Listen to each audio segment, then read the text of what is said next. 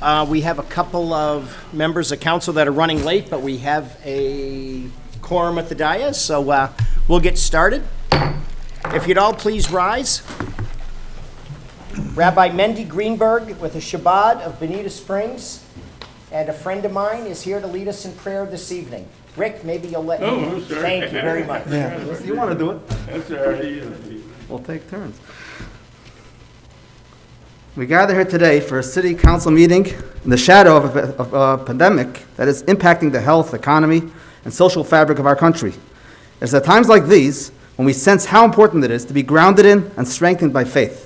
Thus, we turn to you, Almighty God, with our humble prayer. We pray to you for the physical and emotional health of our loved ones, for the health of the citizens of our city and the entire country. And we pray for the speedy recovery for those who are in need of healing. We have complete trust in you that you will provide for our personal livelihood as you do for every one of your creations. And we pray for the economic strength and recovery of our city, state, and country. We pray for moral guidance and for the courage to do what is right as we navigate challenges different than we've ever faced before. At a time like this, Psalm 127 comes to mind. If the Lord will not build a house, in vain do its builders toil. If the Lord will not guard a city, in vain does the watchman maintain his vigil. The world is built upon kindness, states Psalm 89. You built it with kindness, and as with the spirit of kindness and generosity towards our fellow men, we will surely be granted the blessing for it to endure and succeed. In only 2 weeks from today, or from this Friday rather, Judaism celebrates the new year, which is called Rosh Hashanah. But the reason that day was chosen as a new year has a universal message. It is the day mankind was created. In the book of Genesis, it speaks about Adam and Eve being created. This was the day that they were created.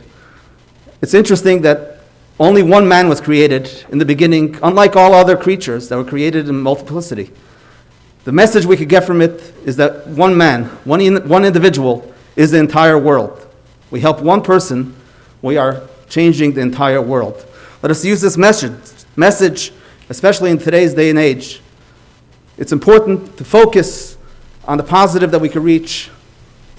We read this week in the Torah portion, in synagogues across the globe, we read about the curses in Deuteronomy.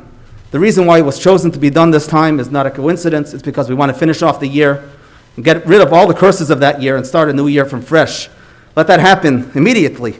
Please bless us all. Bless our elected officials. Bless our leaders. Bless all of those who are present here. Bless all the residents of Bonita Springs, their families, and their loved ones. Bless us all so we can share your blessings with all of those around us. And together let us say Amen. Amen. Thank you, Rabbi. Rick Steinmeier, will you lead us in the Pledge of Allegiance, please? Yes. I pledge allegiance to the flag of the United States of America and to the republic for which it stands, one nation, under God, indivisible, with liberty and justice for all. Roll call, please. Councilwoman Coloma. Here. Councilman Burton. Here. Councilwoman Carr. Here. Mayor Simmons. Here. Councilman Corey. Here. Councilman Gibson. Councilman Forbes. Here. And as Rabbi Greenberg's heard me say before, Simmons translates into the son of Simon once upon a time. So thank you for being here with us this evening.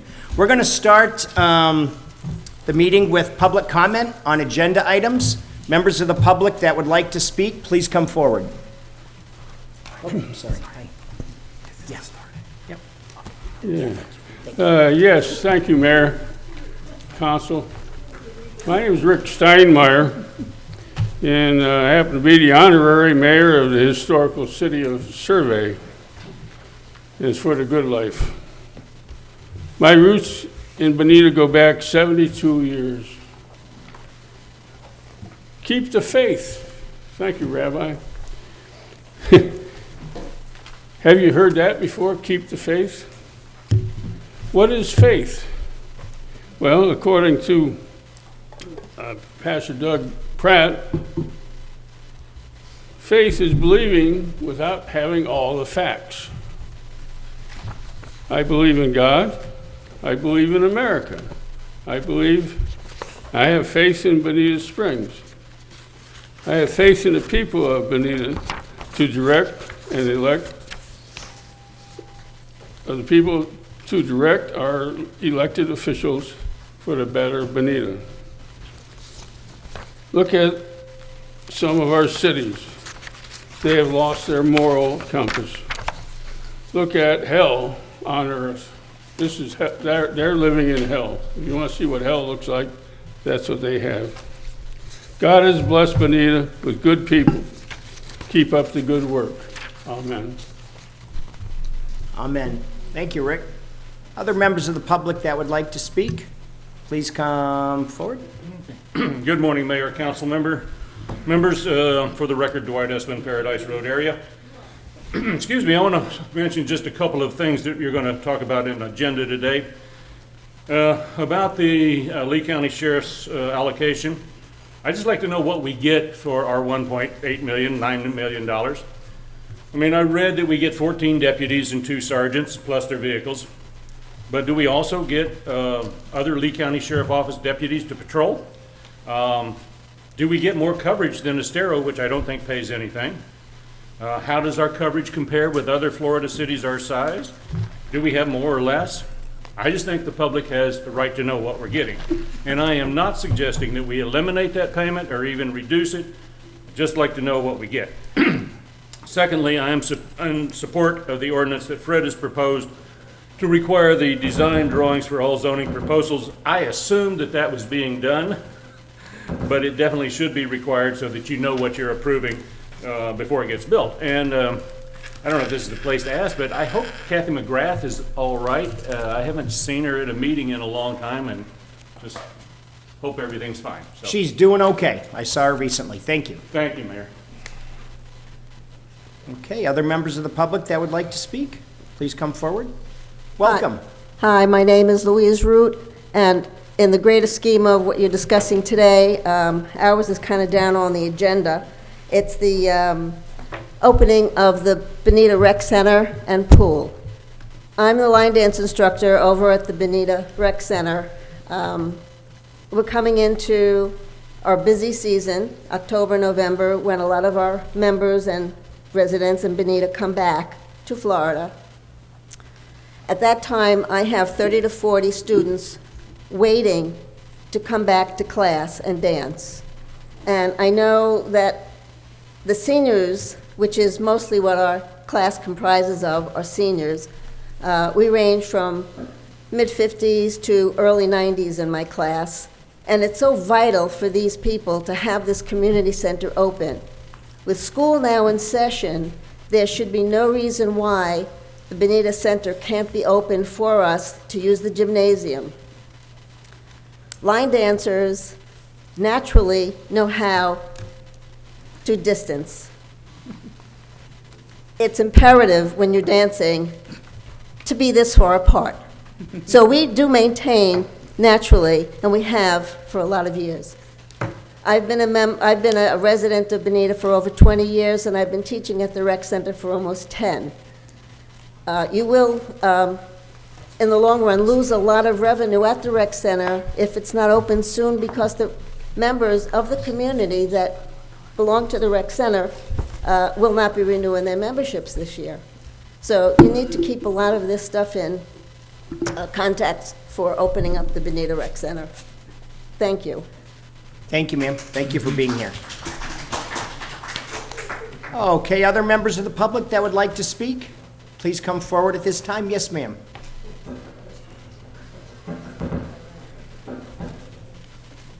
Yes, I just wanted to go along with what Louise said about the rec center. The other part of the rec center that's sorely missing and is not open is our community pool for water aerobics. Again, you're talking about 50 seniors in January that will show up at that class 6 days a week. Right now, there's probably only about 20 that would show up, out of season. But again, we're in the water, we're out in the sun, we don't congregate, we don't use the showers, we don't use the facility. We get in the water, we work out, and we get our exercise. So I'm just hoping you include that in the discussion about the rec center. Thank you. Thank you, ma'am. And I'm Marge Sestouli, been here in Bonita 6 years. Wonderful. Thank you very much. Thanks for being with us tonight. Other members of the public that would like to speak? Okay. Seeing none, we're going to move along. Zoning and land items. Derek, you want to tee us up? First first one. Thank you. Just as an update, you saw an addendum went out yesterday to the first item, the Bonita Grand MPD. The only change in the ordinance was condition number 14 regarding access to adjacent properties. In discussions with staff and with the applicant, there are some access issues that may need to be worked out. Now, typically, we do that at the development order stage. And all that condition does is indicate that, we're putting everyone on notice that that issue will be resolved at the development order stage. And so the master concept plan and any access points that it shows should not be considered, rock solid. We want to make sure that adjacent parcels have access to wherever the building is, minimum number of roads necessary to make the project work. So with that, at zoning ordinance of the city of Bonita Springs to rezone 67.5 plus or minus acres from commercial plan development, CPD, to a mixed-use plan development, MPD, to allow a maximum of 482 multifamily dwelling units, inclusive of an assisted living facility and a 165-room hotel at a maximum building height of 65 feet or 6/6 habitable floors, and up to 315,000 square feet of commercial retail space at a maximum building height of 55 feet, 5 habitable floors, at the northwest intersection of Bonita Beach Road and Bonita Grand Drive, Bonita Springs, Florida 34135, and providing for an effective date. Okay. Council, what's your pleasure? Motion to approve. There's been a motion to approve and a second. Council, is there further discussion? Well, this will be, I'd like require a to- public hearing as well. Yeah, I'd like- okay. I just didn't know Are if we going to have a council. presentation? Yeah, yes, Amy, do you want to? Are we having a presentation? Derek? Both the applicant and staff are here. Okay. Dealer's Do you want choice. to see the presentation, Amy? Yes, absolutely. Okay. Why don't we do the presentation and then we'll have input from the public. Oh, Derek, can you swear the folks in? Sure. All those intending to give testimony today, both staff, the applicant, and any members of the public who are here, please rise, raise your right hand, and swear or affirm. Do you swear to tell the whole truth and nothing but the truth? I do. Thank you. And I'll vouch for these two gentlemen I out in the saw that hallway. motion I back. saw their hands, okay. Yes, I just use this. Wonderful, thank you.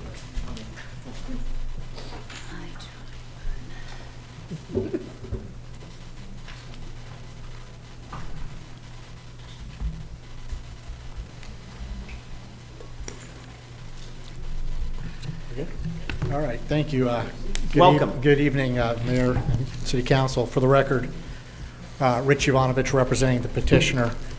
I'm going to do a brief overview of the project and then turn it over to first Ryan Zuckerman, and then Bob Mulhare, and then Emilio Robau is our,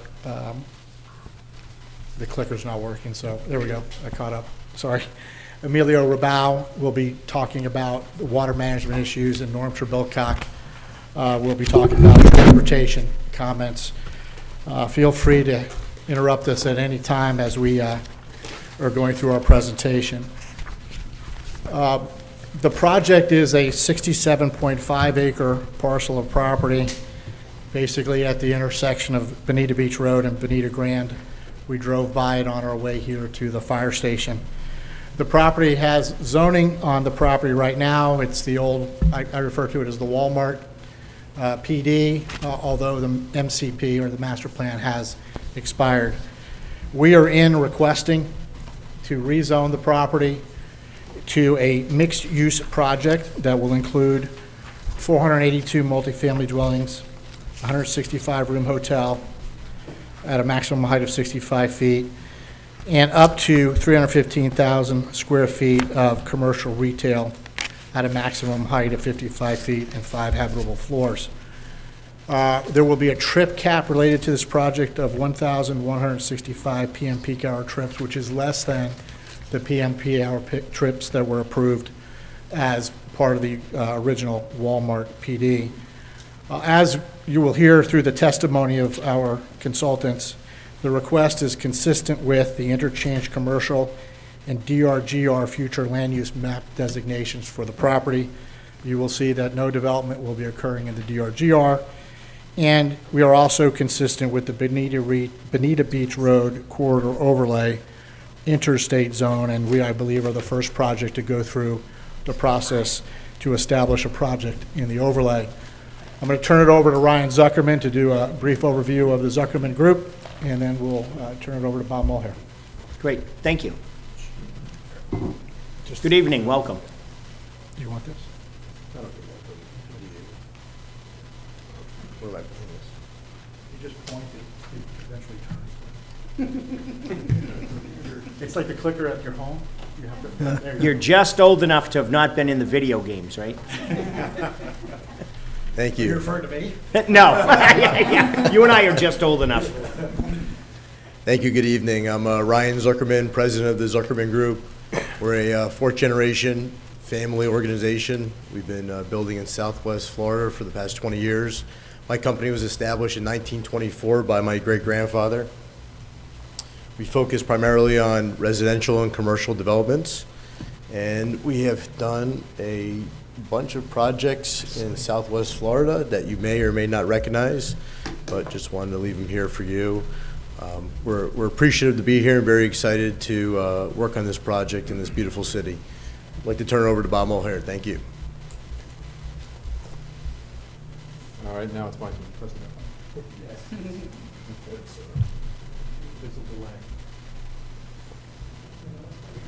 Oh, okay, that's all right. Thank you, Mr. Mayor and members of council. Bob Mulhare for the record. I have appeared over the years before the city council a number of times. It's good to be back. Rich mentioned the existing zoning is CPD, but that the master plan has expired, so any action on this property would require an applicant to come through this process again. Let me try, see what happens. Hey. Oh, where? Point it to the TV. Okay. So it is the clicker. Okay. That's All right. straightforward and intuitive, and point it at that one, it'll operate that one. How's that? All right, good. We went over the site, and I know you're all familiar with where the site is, so I'll move on. The existing expired CPD had two alternatives for a master plan. We do as well. There's really not much difference between the two. If this works here, sorry. Did we get to that? Oh, got pointed that way. There you go. I'll get to the master plan in just a minute. This is your future land use designation, and as I turn a few pages here, the majority of the property, as you see in tan there, is interchange commercial. The DRGR is the property just to the north, that sort of the panhandle that goes up to the north. And as Rich said, we're not proposing any impacts except a lake in that area.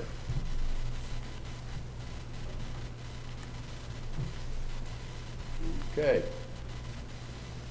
I'll just have a quick question. Yeah. A true lake or a retention pond? It is a lake that is dedicated for taking water from the Kiel Canal during rain events, for flood plain management, and for water quality, which Amelia Robau will go over in detail. Sure. But yes, that's, yeah. Thank you. And so I don't want to spend a lot of time, but I do want to get on the record that this request converts what is now a fairly intensive single-use proposal to a project that is consistent with your recently adopted overlay, Bonita Beach Road Corridor overlay, which was in part you had the assistance of DPZ, Andres Duani firm, to adopt that overlay. So we are consistent with that, and that's why you have a mixed-use project that is very walkable, very vibrant, very vibrant, aesthetically pleasing, and I'll go over that. We have some nice exhibits to show you what that will look like. It also provides significant water quality benefits to the Imperial River, which Amelia will go over. Wow, that worked quick. So the request before you is to allow a maximum of 482 multifamily dwelling units. We could allow for an assisted living, it does allow for an assisted living facility. If that's built, then the density is appropriately reduced based on the number of assisted living units. We're also asking for 315,000 square feet of commercial retail. That's all subject to a trip cap, so the governing, controlling factor on this is the trip cap. If we're able to market this product more on a commercial end, then maybe the residential will be less. If there's more residential, then maybe the commercial will be less, but it will be a mixed-use project. That is, by the way, 95 trips fewer than the previously approved CPD. So the next slide is a colorized master plan, and this is the portion that's in the DRGR. Mr. Mayor, that's the lake right there. This will be preserved here. This lake and this lake are not required. Those two lakes are not required for stormwater for the project. These two lakes are the project stormwater lake. These two lakes up here, and I don't want to get into steal Emilio's thunder because he'll get into detail on that, but those have been designed after hearing the comments from our neighbors related to the experiences they had to maximize, to create maximum ability for us to deal with storm events and provide protection. The residential is anticipated to be over here. You can see that the commercial would run along, primarily run along Bonita Beach Road and Bonita Grand. There is the ability to build a hotel, and we have that preliminarily located right here.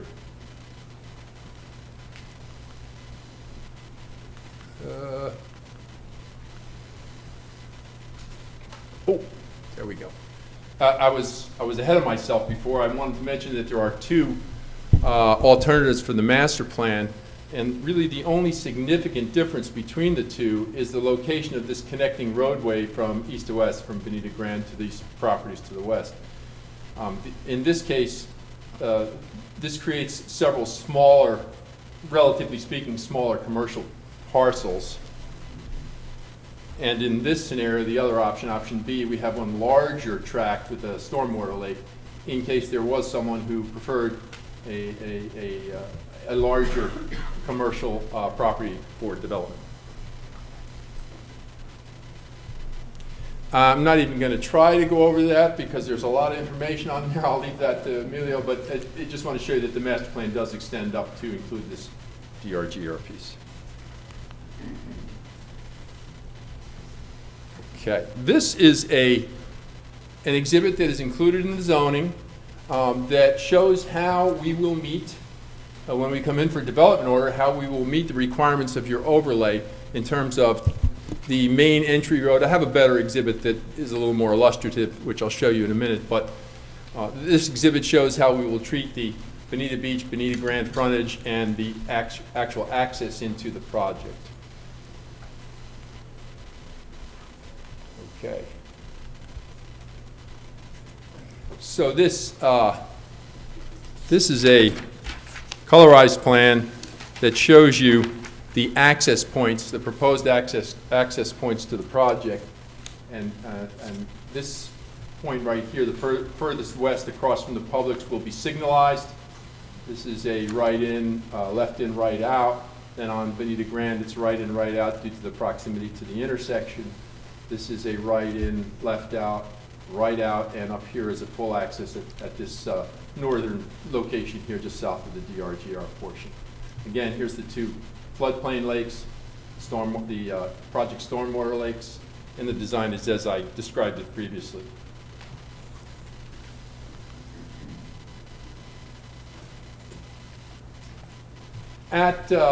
Somewhat at the last minute, we received a comment that was sent to staff from DPZ, and even though we worked with them and actually hired one of their consultants to help us to ensure that we were consistent with this plan, we did get a comment, as I say, just in the last week or so, that suggested that we locate the sidewalk on Bonita Beach Road on the north side of the canal. So there's a canal here.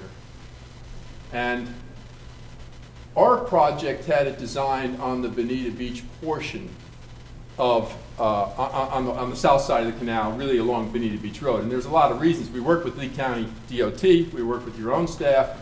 There is connectivity to the sidewalks that will extend on this arterial roadway by locating on the south side of Bonita Beach Road. Again, Norm Trebelcock, when he gets up, he can speak a little better to the issue, but as you can see, there are going to be many locations for pedestrian access from the arterial roadway. So all of those arrows represent an opportunity for someone to enter the site from either Bonita Grand or Bonita Beach Road. And then within the site, there will be sidewalks throughout. We didn't show all the sidewalks in the residential or over here, but in the primarily the commercial area, this will be highly amenitized for pedestrians to move about the site. If we don't do that, then we're not creating what we need to create to be consistent with your plan and also for the commercial entities to be successful. So we believe, again, that should be on the south side and not on the north side of the canal. Besides, that area on the north side of the canal in your overlay is intended to be active area. It could be dining, seating. It's intended to be active, and I don't think we really want, a sidewalk running through it.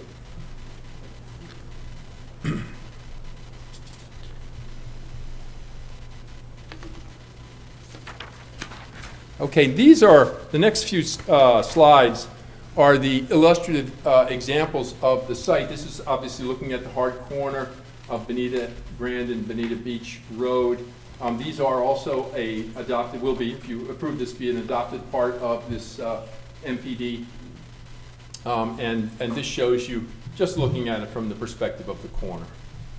The next one, I'll point this over here, is an aerial view. And again, the DRGR is up here, not shown on this. You have this pedestrian walkway through here that is amenitized to allow people to walk through the stormwater lake and the other floodplain lake. Residential over here is set back a little bit from the higher intensity commercial uses, which are here. And this is the proposed hotel here. So I didn't mention, but the site is 67.5 acres, and we're just a little bit over 37 acres of actual development area. So there's quite a bit of open space when you think about the lakes and the DRGR and the required buffers and green space.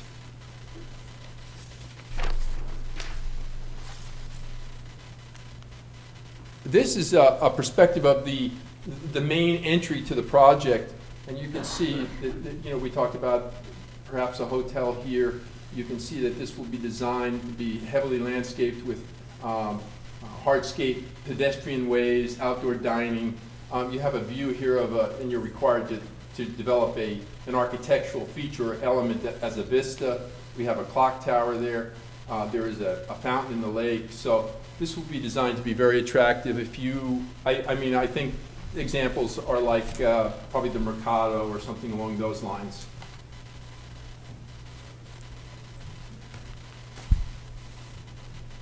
So we did have, Bonita requires 2 neighborhood information meetings, one, you may know this, but one before you submit the application and one closer to the public hearings after the staff has had an opportunity to review it, so that if there are any significant changes between your initial thoughts and moving through the staff review, that's represented at the second neighborhood information meeting.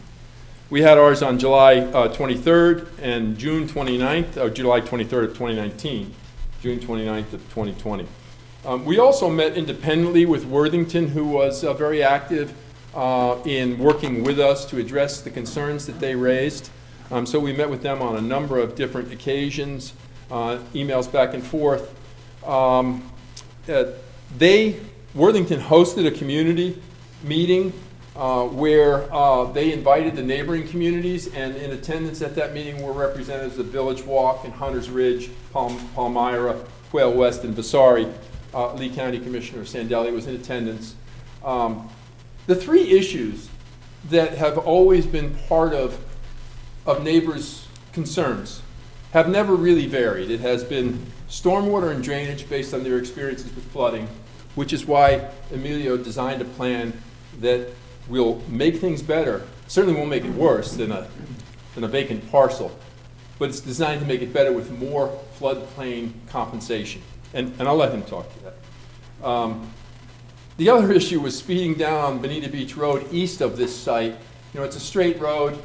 At the neighborhood meeting, Commissioner Sandelli said, he heard it, and that really needs to be something that isn't our responsibility, but needs to be worked out probably through the residents and through Lee County. And lighting was raised. I think I'll just say it, I think there's been some concern or maybe a bad experience with the lighting on the racetrack, which is across the street, but it's in unincorporated Lee County. The City of Bonita Springs has very stringent lighting standards. We took a look at those. They're very stringent, and they doesn't allow any light pollution. So I think those were the three issues that consistently came up, and I feel that we've done a good job of addressing those. Let me see if that. This is a letter we got from Worthington, sort of expressing the fact that they appreciated us working with them, which we did through that process.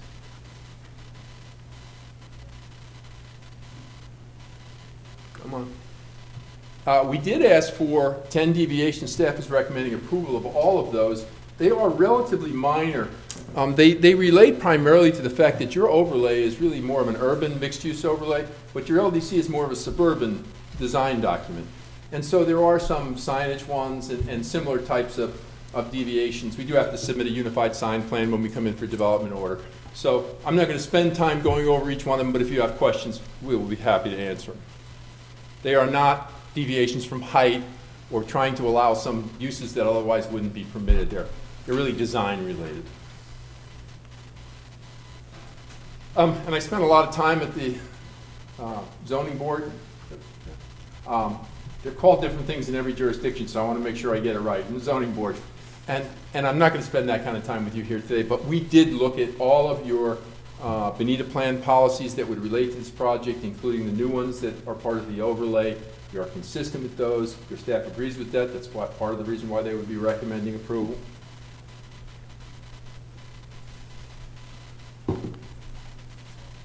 And, oops, well, yes, we are fully consistent with the LDC with the exception of those minor deviations that I suggested, and there's a process to ask for them and staff review them and recommends approval.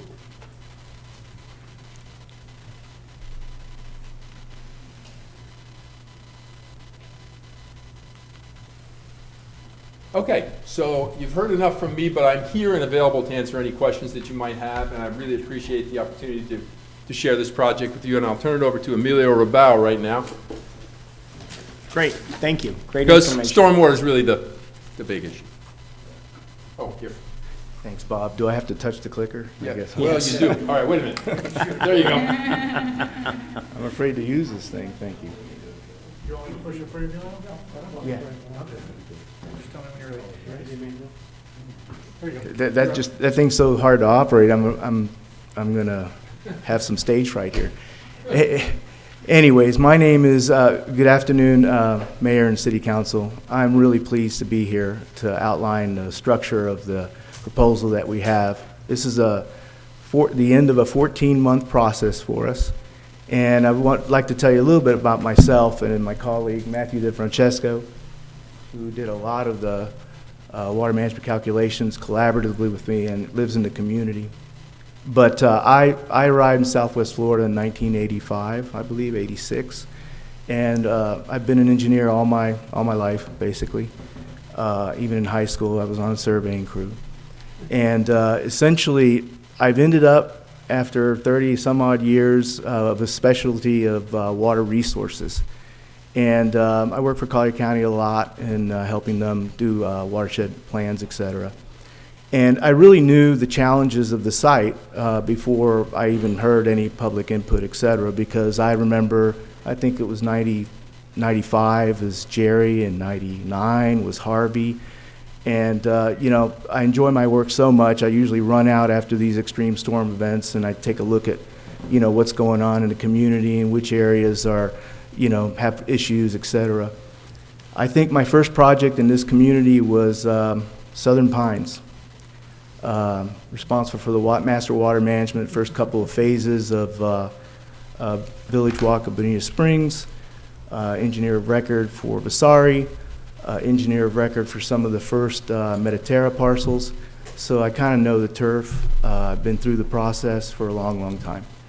So, you know, knowing some of the backdrop of the community concerns, we really started out our number one priority in massaging this site to be a development site was to get the water resource portion of it correct. We knew that we didn't just have to get it correct, but we had to give additional flight, additional lift for this plane to take off and provide public benefits to the community in order to satisfy the concerns of, you know, the community members and responsibilities of council to mitigate those concerns. So one of the first things, and Bob kind of stole my thunder, he did a good job in keeping out of my stuff, but one of the first things that we did, of course, is 67-acre site, and I'm sorry, my vision is, yeah, thank you, my vision's not so great, I'm getting old here. And, thank you. Just one more, two more. There you go. All right, great. 67.5-acre site, of which 37.15 acres is actually developed. The balance is used for native vegetation retention, mitigation for water resource impacts, and public benefits. We use that portion of the site for those purposes. When you develop a site and you convert it from a natural site to a developed site, you have regulations that actually restrict the discharge in order to compensate for unregulated developments that are already built. So this particular site is limited, and I converted these things from engineering acre feet and cubic feet per second to terms that hopefully the public may understand a little better. But the discharge to off-site lands is approximately 4,200 gallons per minute in its current state, without any controls, without any retention areas, et cetera. And that's a third of a standard 15 by 30-foot pool volume per minute. After we put our containment berm in around our development area, that doesn't include our floodplain mitigation lakes, that discharge is limited to 1,500 gallons per minute. So there's about a 64% reduction in the discharge of the site simply by developing it, putting a perimeter berm around it, providing retention lakes, and complying with South Florida Water Management District criteria.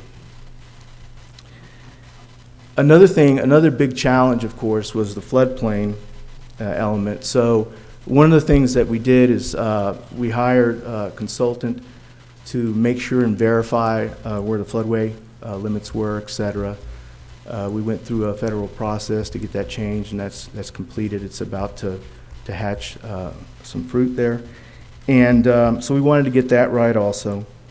And we didn't have, we are required to have no adverse impacts to the floodplain. When you fill a bucket with dirt, essentially the water comes up unless you make the bucket a little bigger.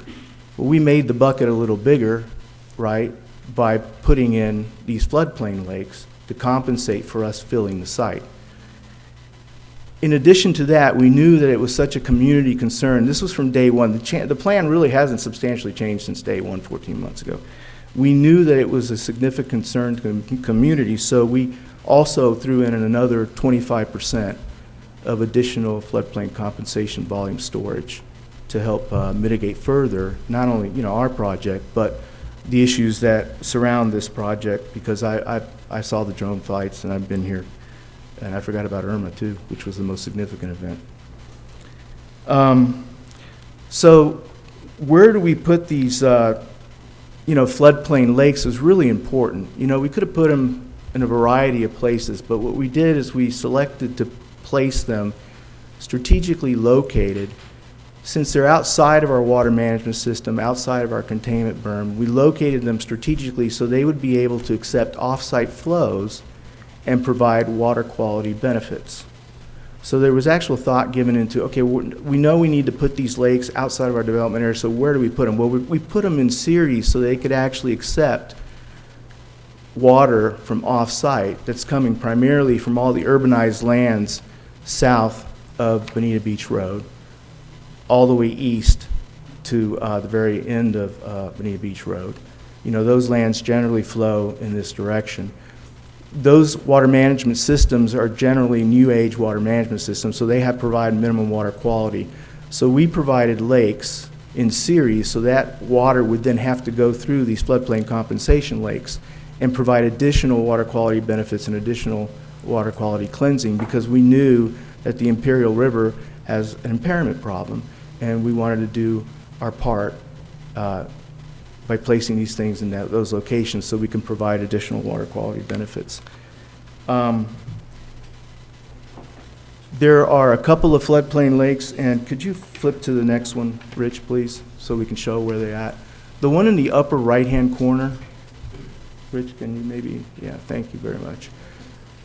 I'm less stressed out that you're doing that. The one in the upper right-hand corner, well, you would say, well, that's where the Kiel Canal comes in, and you say, well, why are we going to put one there? All the lands to the north and to the east are generally unurbanized rural lands. Well, they are, but if you reach far enough to the north and to the east, you know that there are agricultural lands up there, and you know that those agricultural lands may also be contributing nitrogen and phosphate to the discharges. So that particular approximately 3-acre lake, if I had to summarize where is this extra volume that we're saying is 25%, that is the additional volume, the additional lake. It's placed strategically there so that the water discharges coming from the north and the east, and this goes way up to the north and the east, can also receive the benefit of some water quality treatment. The other lake, and you can show the other lake, Rich, thank you very much. That one, okay, is connected to Bonita Beach Road through a pretty expensive box culvert that we're showing right here that we also believe is a public benefit.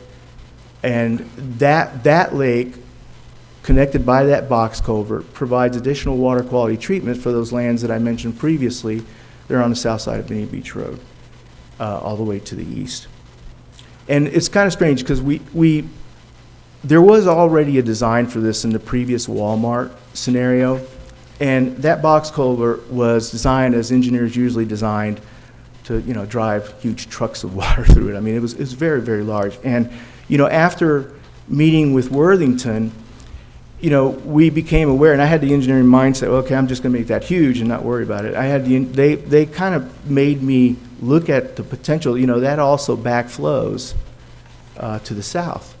So that meeting with Worthington was really beneficial to me to make me think a little bit more broader. So we actually did some more detailed water quality, not water quality, but water volume sizing of that. So, I told them, I said, look, I would try to thread the needle, not too big and not too small. That's the Goldilocks box culvert. Because the problem with that box culvert is that if you make it too big, the water from the Kiel Canal is going to, backflow as that sheet flow comes down. So, but yet that box culvert still needs to have discharge that is currently serving lands to the south. So we ran an XP SWIN model. One of the things that Matthew and I do for municipalities is we do some pretty esoteric watershed modeling. So we ran our XP SWIN model, and we got that thing that it was not too big, not too small, but slightly larger, because we need to be a little conservative on that. I wanted to talk a little bit more about the water quality benefit and the depths of the lake. We have a sliding scale on the depth of the lake. We'd like to get them as deep as possible because water quality treatment in accordance with the Harvey-Harper methodology, which is the generally accepted methodology used by the federal government South Florida Water Management District, developed by a guy named Harvey Harper, Dr. Harvey Harper, in Orlando, and adopted by a water management district years ago, depends on volume and detention time. So those lakes are going to handle from 4,000, we went through the analysis, they're going to handle from 4,725 to 6,905 kilograms per year. Well, that's great, but we're not on a metric system. From 5.2 to 7.6 tons per year, year after year of total nitrogen removed by those lakes. So in placing them in a location where they would accept the series discharge, we're basically, depending on whether we end up with 12 or 20 feet, we're removing about 47 to 7,000 kilograms, or 5.2, 7.6 tons per year after year. That's a perpetuity thing. There is an operation and maintenance entity that's a master water management system that will run this thing, because you do have to have maintenance on it in order to keep those lakes efficient. In addition to that, on the phosphate end of the equation, utilizing the Harvey-Harper methodology, those lakes are going to handle from 2,500 to 2,700 kilograms per year removal, okay? 2.8 to 3 tons per year, year after year of total phosphorus removed. I didn't go to the extent of trying to, show you how many dump trucks of that would be, but that's a pretty significant benefit by simply placing them in the correct location and making sure that they could be functional not only for floodplain but for water quality treatment. What else are we doing? The Kiel Canal, I've been very much aware of the South Lee County study and other subsequent studies, and everybody seems to have studied, but a lot of that stuff is unfunded. Well, we're funding a portion of it. We're going to go ahead and we're going to shape the Kiel Canal, consistent with what has been previously proposed in various studies. We're going to shape the canal banks to be something that you can maintain a little better, that are more, engineered 3-to-1, 4-to-1 side slopes, et cetera. In addition to that, we're going to place some of our heritage tree plantings along the edge between the Kiel Canal and our floodplain compensation lake. The thought is for an aesthetic benefit to the development and also the community that may kayak or canoe down that section when the water allows it. We want it to look natural, and we want that floodplain compensation lake to spill over into the Kiel Canal. Can I stop you just a quick second? Yeah, sure, go Matt, ahead. with the amount of chemicals that he's talking about removing, does that sound good, bad, right, high, low? Any removal's good. I understood, but Yeah, no, I think his numbers are good as long as it achieves that. He's done the calculations. Makes sense to me. and I'm not trying to say this to put on this, is it aggressive or is it standard fare? It's a pretty cut and dry calculation. Okay. Yeah, I'd like Thank to. I'd like to add to that a little bit. It's actually we wanted to go aggressive with some deeper lakes if possible, and so it's in the methodology. We submitted the calculations to staff, and by the way, the district owes us a permit, but they're really busy right now, and we've been deemed sufficient. And essentially, they're ready to issue the permit. They actually didn't give us our 30 days, so they have to issue the permit, and they're satisfied with it. And they thought that it was a good scheme. And I think those are about as real numbers as scientists and engineers right now we can calculate. Numerical analysis is correct on I this. appreciate that, thank you. Okay, sorry. Matt, what kind of credit do you think DEP will give us in Yes. pounds per?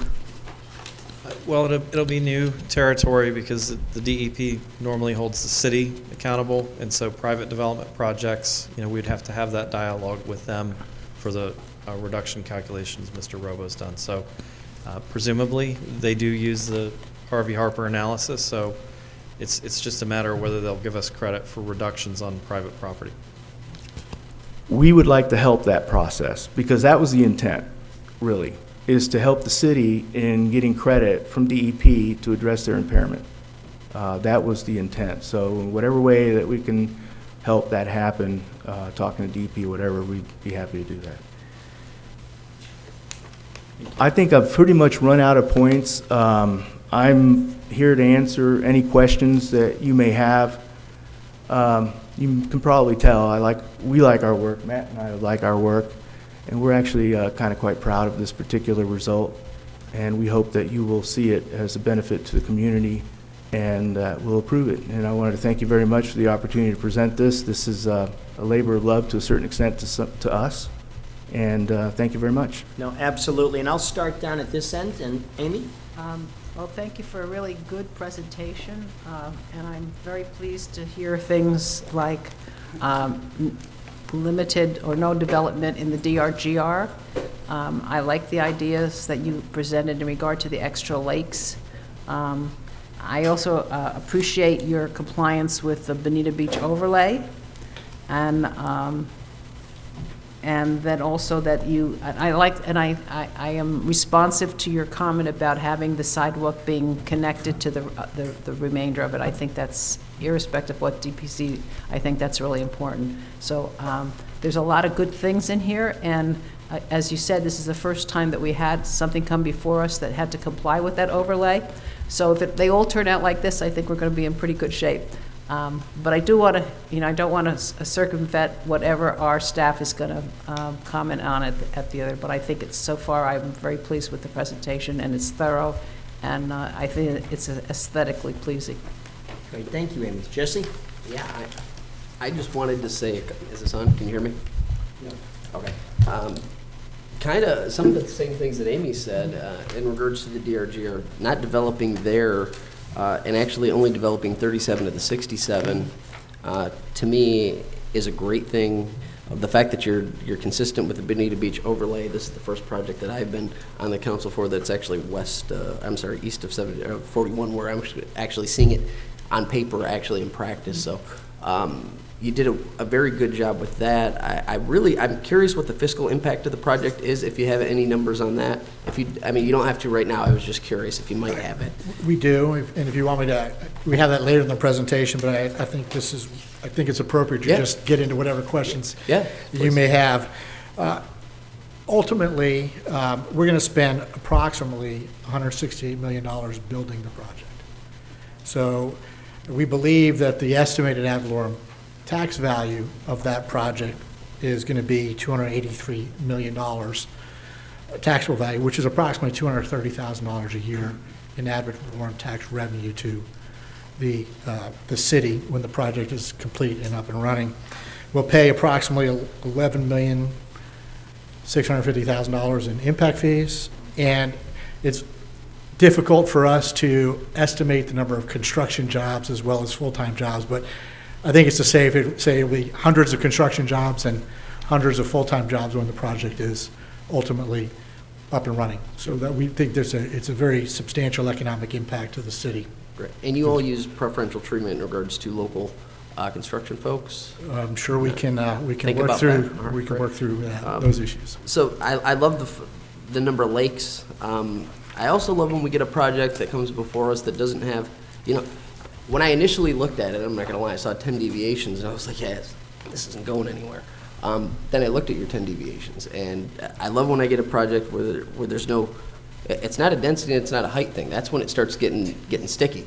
The deviations that you want, they all seem very sensical to me, and I'm also of the mindset that the road should be where you guys were saying. Last, I just think, anytime we're going to get folks who are submitting for a project that are well within their entitlements and that clearly go above and beyond from the environmental component, to me, that's always a win. The water is one of the most important things out here. My initial thing was, how is this going to affect Hawthorne? How is this going to affect out there? And you guys have really answered that call. So to me, I'm impressed with your work, and I appreciate it. So thank you. Great. Thank you, Jesse. Laura? Thank you very much for being such a great team player with the city, and we really appreciate the willingness and the generosity, really, of those lakes. It'll be fabulous.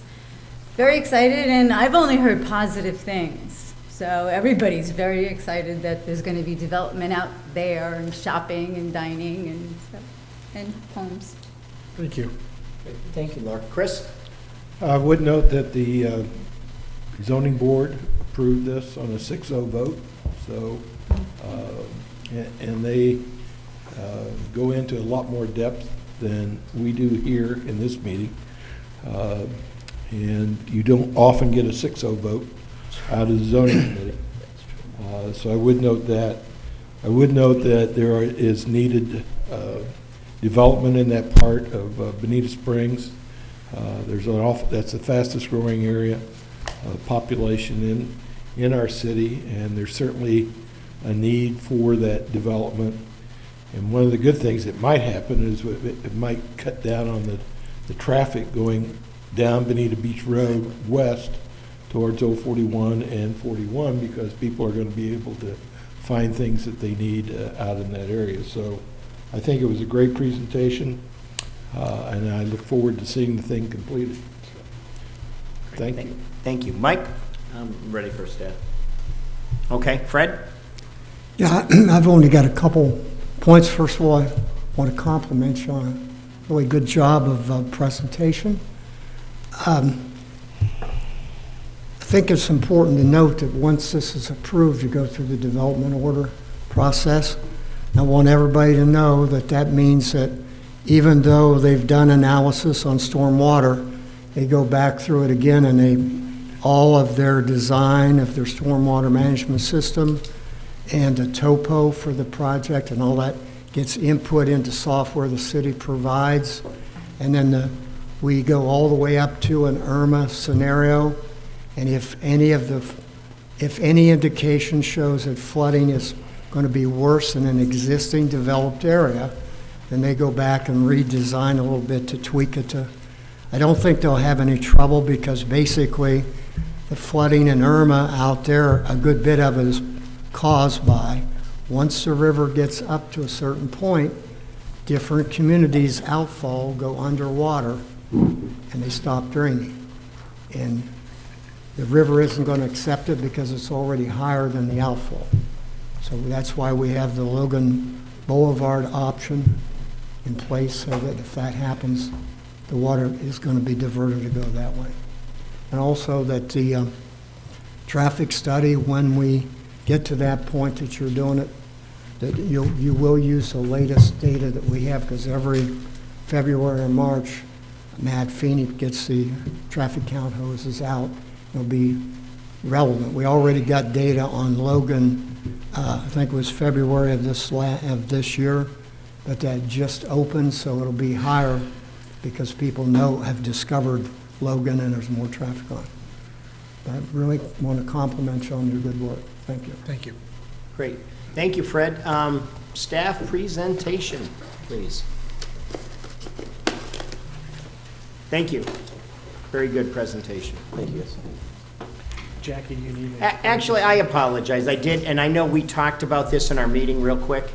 The water, the drainage there is a diagonal from where you are over with Worthington and the Worthington, but it's diagonal as opposed to straight across or straight south or due east or due west. Can you explain, and maybe the staff wants to explain that, but the water drainage, the exchange, if you will? And I apologize. Okay, here I am again. Now I can see. Yes, the current conduits come diagonally across Bonita Beach Road from the southeast corner to the northwest corner. Then we pick it up we're going to improve that ditch/canal that's up there right now. It goes across the frontage of the property, and then the box culvert picks it up along our west end, and we place the box culvert underneath our entrance road, conserve some land, and it goes to the north, goes to the dog legs a little bit to the right. I'm not a golfer, and then dumps into our floodplain lakes. That's how it's handled. So for anybody that may not have heard, and I think Worthington, they're very good at getting information out, but rather than you sending water to Worthington, Worthington is actually sending water your way. Worthington and a whole bunch of other people, and we address Worthington's concern of the backflow by sizing that box culvert where we tightened the design on it, yes. Right, dynamite. Thank you very much. Thank you.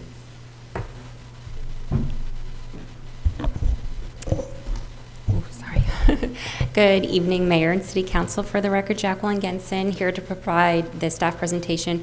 Our presentation is very brief. The applicant did a very thorough job on the presentation. We are in agreement with the applicant's presentation, with the exception of one item that we'll generally cover, but otherwise, this will be a very brief presentation.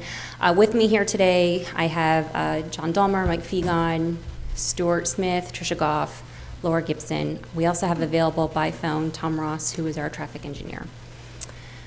Okay, go fast with the request. So just the summary to give you a brief background. Staff did recommend approval of the request with conditions. All deviations, we also recommended approval. For the public comments, just to summarize what we received prior to the zoning board, we received emails and mail-in courtesy notices. With our courtesy notices, when we send them out, we give the public the opportunity to send something back to us. And so we did receive some letters where there was support. We also received one letter where there was an objection, but I think with the objection, it really was not really understanding the request in its entirety. They thought they were building in the DRGR, and in this case, they were not. So I think that was just a misunderstanding. Some other concerns were relative to traffic, and also there was concerns on height. But regarding the design of the project, most of the height is internalized to the project, or it's on the perimeter where there will not be any impacts to some of the established neighborhoods to the southeast. We also received many emails just recently supporting the project from neighboring communities such as Quail West, Village Walk, and also Worthington. So just some items to go ahead and note for the record. Discussion points at the zoning board summary. You do have some very detailed minutes that summarize the hearing and the topics. As we explained, there's agreement on most of the conditions in the staff report. We did do some fine tuning after the zoning board and to city council. I do want to just briefly discuss the topic of the pedestrian connectivity condition, which I did include in the memorandum that was part of the staff report. And also just recently, there was a phone call with Lee County DOT, I believe it was this past Monday or maybe the Monday before, regarding access management in general along Bonita Beach Road, and just a follow-up comment on Lee County's condition and how that affects the zoning ordinance before you. Okay. So the zoning board, again, they recommended approval of staff's conditions with the removal of Lee County DOT Condition D. And that was the recommendation that in the northwest section of the site where they contemplate the multifamily, Lee County was really hoping for a full ingress and egress connection to go ahead and connect. And I'll show you an image of what that represents. Other questions that came up were just the discussion of the current zoning. There were comments about a public access component that was tied to the old zoning, which really contemplated a future planning effort of the Pine Lake Preserve. Obviously, things have changed since that time. It was about 12 years ago when that plan went forward, so things like that were not included in this proposal because it was no longer appropriate. Other topics that came up were height, FEMA and flood questions, lake design, architectural design, and the duration of rights for the development. So those were the items that came up at the zoning board. But again, after those items were addressed, the zoning board did recommend approval of the request. Okay, pedestrian connectivity. So the reason why I wanted to bring this forward is this was a comment that actually was made by DPZ in May 3rd of this year. It was not a new comment. It was not something that just came up after the zoning board. The condition language, I will state, is new condition language, but the request that DPZ was recommending is not new. So essentially what it is DPZ was retained by the city to create the Bonita Beach Road Land Use Report. So they were looking at this project from a holistic standpoint of how do we create a pedestrian realm really along that Bonita Beach Road frontage. So that is really the basis of their recommendation to formulate this condition. You saw in your packet also an excerpt from the applicant of why they did not agree with DPZ's recommendation for going forward with that recommendation. So really what DPZ's point was is you're creating this new development. This isn't existing suburban development. This is new development. So if you really want to focus on urban form, then let's go ahead and do that. So instead of having the sidewalk here, we have the pedestrians. That sidewalk really should be where the storefronts are to really activate that store frontage. And that was the point of DPZ's comment. Of course, from the applicant's perspective, it would be a duplicate sidewalk, an extra cost. So, and because of that existing drainage conveyance, staff understands both perspectives in terms of why the applicant prefers their methodology and why DPZ is preferring theirs. So really the recommendation to DPZ is to go ahead and have that additional sidewalk where the buildings are fronting the road, because you've seen this diagram where the pedestrians are walking, and really the more comfortable, desirable space for them to walk is along where those storefronts are. But again, we understand there's a design challenge with the existing drainage conveyance. But that is the point that DPZ was trying to make with that. So to that end, I thought it was pertinent to bring that up as part of the discussion, since I was not aware that that comment was addressed. So I'm bringing that to you tonight for your review and consideration. The next part is the Bonita Beach Road coordination, and this stems from a condition by Lee County DOT. It's condition 13D in your staff report packet. And what it is, and I have some graphics here, hopefully that will work.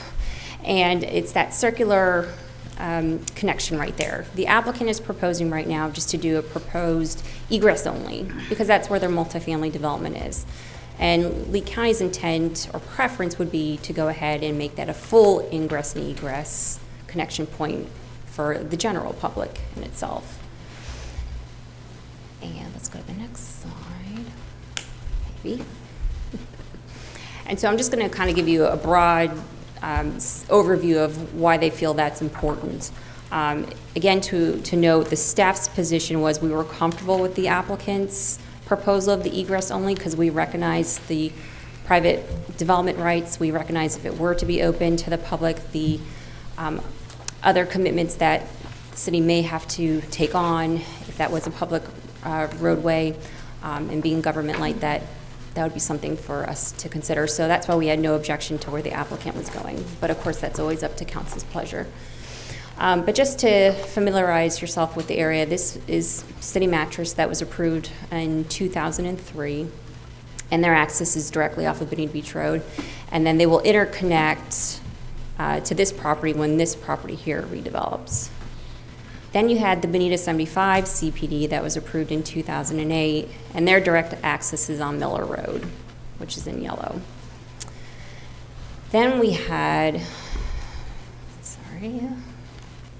the St. James CPD, which was approved in 2008 as well, and as part of that zoning ordinance, there was a condition for them to go ahead and interconnect to the east. What's ironic is when the Roberts Group CPD for the Walmart went through, there was no mandatory connection to go to the east, just a disconnect, but something to definitely point out because that plan contemplated a water management lake to this area and the roadway stopped here. Now with this proposal, we do have the egress only connection, and then you have the other points of connection that the applicant is putting in, which does establish a form of grid network. But again, Lee County was hoping for some additional unrestricted access in between these two projects so we could have some relief on Bonita Beach Road. So just some points to go ahead and bring to your attention. In my discussions with Lee County DOT, I did inform them that the zoning board supported staff's recommendation of the egress-only gate, but I would bring to your attention their continued concerns about having that public connectivity from this project to Miller Road, so there's more connection in this quadrant. So with that, that should be the conclusion of my presentation. These are just the three areas where we would need your direction, but otherwise staff supported the request. We think it's a great project. Definitely an enhancement from the single-use project to a mixed-use project, and hope this will be a great destination for Eastern Bonita.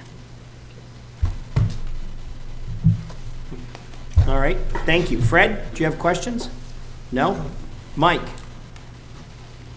I guess I'm fine with the not going with the DPZ. The extra sidewalk. But no, I don't have any other questions of staff. Okay, Chris? I'm fine. Okay. No, I'm excited. Midtown, woohoo. Now downtown. Is there a problem of doing the egress without having that gated, Joe, that the one that was recommended by Lee County? Yes, for the record, Rich Ivanovich.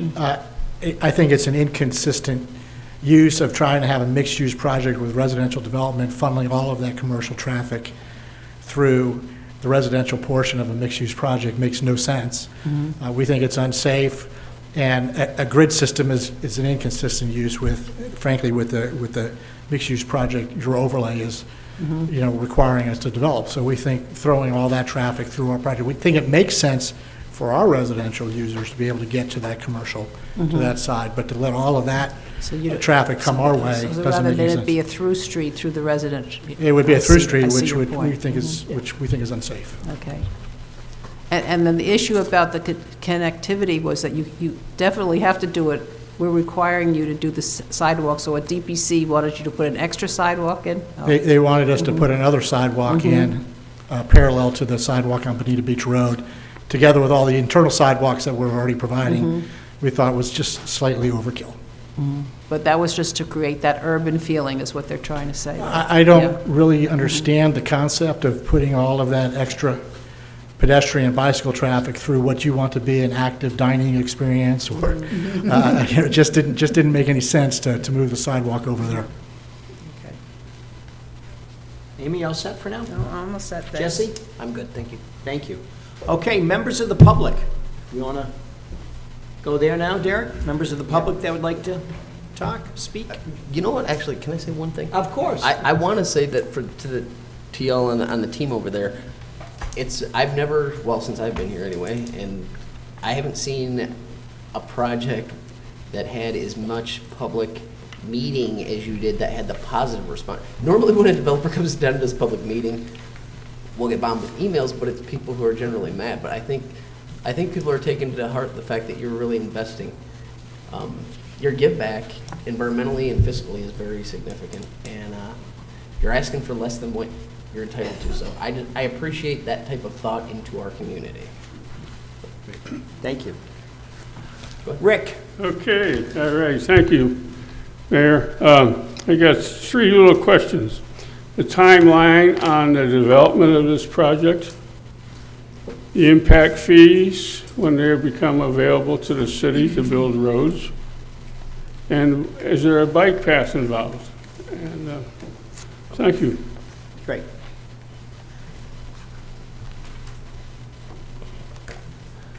Mayor, Council, good evening. Welcome. Thank you. Nigel Fullick, I'm a resident and business owner here in Bonita. I'm also chair of the Art Public Places Board, and full disclosure, actually have done business with Zuckerman Homes for almost 5 years now. On a business level, find them to be one of the most transparent companies that I've ever done business with. They're good people. They do what they say they're going to do, and they build a quality product. So as a resident, I'm really excited. I had the opportunity to talk with Andrew Zuckerman about the project, and when he told me that it was going to be open to the public, I happened to mention in my role as chairman of the Art Public Places Board that we would love to see some space designated for art in their community. Instead of the usual response of, well, what is it going to cost us and where we need, he thought it was a great idea. So they're already open to us as a city placing art in the project, and I think that's going to benefit everyone. Thank you. Great. Thank you, Nigel. Welcome, Mike. Thank you. My name is Mike Pinelli, and I'm a past president of Worthington Country Club. I was president there for 3 years. And under my presidency, we started the relationship with Bob and Holmontes and the Zuckerman Group. And I just want to say that I've dealt with some other development companies up north here and there. The professionalism that was presented to us at Worthington, when Amelia says that they changed plans based on comments we had, he's absolutely correct. We had 3 meetings. I hosted 3 meetings at Worthington. The last meeting, we enlisted our own engineers at our expense to review some of the plans that they presented to us, and the engineers had no questions. We've had a great history, and I think they're 2 very reputable groups, and I applaud them for that. Thank you. Great. Thank you, Mike. Thanks for being here. Hello, welcome. Hi. Thank you, Mayor. Thank you, City Council. My name is Candace Sebring-Kelber. I am a 20-plus year full-time resident of Bonita Springs. I'm here kind of threefold as a resident. I'm really excited about the potential for new shopping and restaurants and business growth. I'm also a small business owner, and it would have a direct impact on my family, as I have worked with the Zuckerman Group for about 5 years now. As a consultant, I'm an interior designer, and they are a great company. I have worked with all 4 principals of the company, and I can testify to their family-oriented quality of construction, and they're just a great group to work with. Thank you. Wonderful. Thanks a lot. Thanks for being here. Other members of the public that would like to speak? Okay, seeing none. Council, what's your I pleasure? think there's one. Oh, yes, ma'am, please, I'm sorry.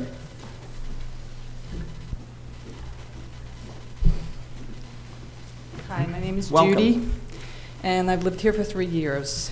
And I bought in this area because it wasn't a built-up town. I wanted to live in a small town. It seems like lately there's a lot of developing going on in excess. And I'm seeing a lot of empty storefronts actually west of 75, and it's not very attractive. It's actually looking kind of run down, and now with the pandemic, we don't know where that's going. We really don't. The economy, where this whole pandemic is going, we don't know. So I'm a little concerned with us building all this and then nothing going in there. You know, businesses not being able to go in, and then we have more open storefronts, you know, dead storefronts. I'm concerned about that. I'm concerned that our communities at the east end of Bonita Beach Road were not given as much notification as probably should have been, because a lot of me and my neighbors never even heard of the Worthington meeting, and we never got any notification letters about this happening. So I just wanted to bring that to light. Thank you. Wonderful, thank you, ma'am. Thanks for being here. Other members of the public? You do. I'll give you 2 more minutes. How's that? I only need 2 You used seconds. about 2 the first time, so you're good. 2 seconds. Okay. The reason the Worthington meetings were private meetings held at Worthington Country Club. There was no notice to any communities.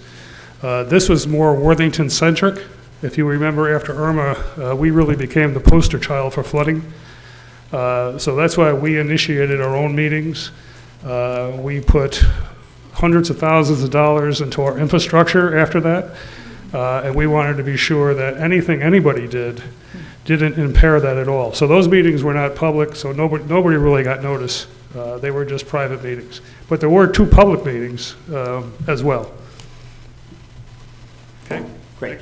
Thank you. Other members of the public? Okay, council, what's your pleasure? We already have a motion. You have a Yep. motion and a second on the floor. Yeah, just checking. Any more questions? We're good? Okay, there's a motion and a second. Seeing no further discussion, roll call, please. One moment real quick. I'm getting weird looks from I people just in want to that make room. sure that the motion is clear about the sidewalk not being required. And I think that was the only thing in the staff report that really wasn't clear to me as to what was included in the motion or not. So, Mr. Rooney, that's the only reason I gave you that puzzled look. Okay, no problem. Make a motion to amend. Well, do we need to, or no? I don't think you made no Yeah. discussion on the sidewalk issue, so at this point, I would recommend making an amendment to address it, or leave it as is in the order. What do you think, motion to amend? Motion to amend. Second. Okay, it's been a motion to amend the sidewalk, To remove the sidewalk. to remove the second sidewalk, and to approve the remainder of the project. Council, any further discussion on that? Okay, there's been a motion and a second. Seeing no further discussion, You'll vote on the amendment and then vote on the primary motion. okay, let's vote on the amendment first. And whose ever phone is ringing, we just ask folks to please silence their phones. So there's been a motion and a second on the amendment. Let's roll call, please. Councilwoman Corona? Aye. Councilman Curtin? Aye. Councilwoman Carr? Aye. Mayor Simmons? Aye. Councilman Corey? Aye. Councilman Gibson? Aye. Councilman Ford? Aye.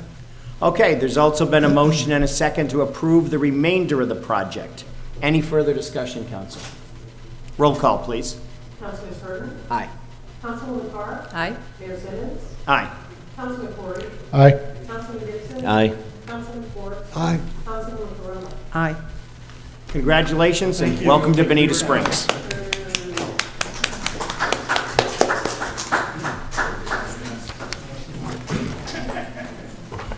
Okay, does anybody need a short recess? Or are we okay to keep moving? I'm okay. All right. We're going to move on to the consent agenda. Council, what's your pleasure? Motion to approve? Second. Okay, there's been a motion to approve items A, B, C, D, E, and F, and there's been a second. I'd like to pull item C. Item C, okay, Chris? Why don't, a motion to approve A, I'm B, sorry, D? it was item D. D, okay. Let's pull D, and I'll make a motion to approve the rest. Is there a second? Second. Okay, motion to approve the rest other than D. Further discussion? Roll call, please. Councilwoman Park, Aye. Mayor Simmons, Aye. Councilman Corey, Aye. Councilman Gibson, Aye. Councilman Ford, Aye. Councilwoman Rama, Aye. Councilman Curtis. Aye. Okay, item D, Chris. I just want to have a discussion regarding the contract with the Lee County Sheriff's Office. It's an interesting history. You'll notice it's the 11th Amendment to the Second Agreement. Digging back through the archives, the first agreement was in 2001, and it was felt back at the time that it was entered into that Bonita Springs needed to be different in terms of public safety as compared to other communities around us. And the model adopted by Bonita Springs at that time was a concept called community policing. And if you follow some of the newscasts about what's happening in other cities, there's a lot of discussion about reversing some of the funding of police and going to a community policing model. What that policing model has given us over the past 20 years is the ability to provide better response time to our residents. I had a discussion with Colonel Blake today to go over some of the numbers and the records that he had go back only to about 2007.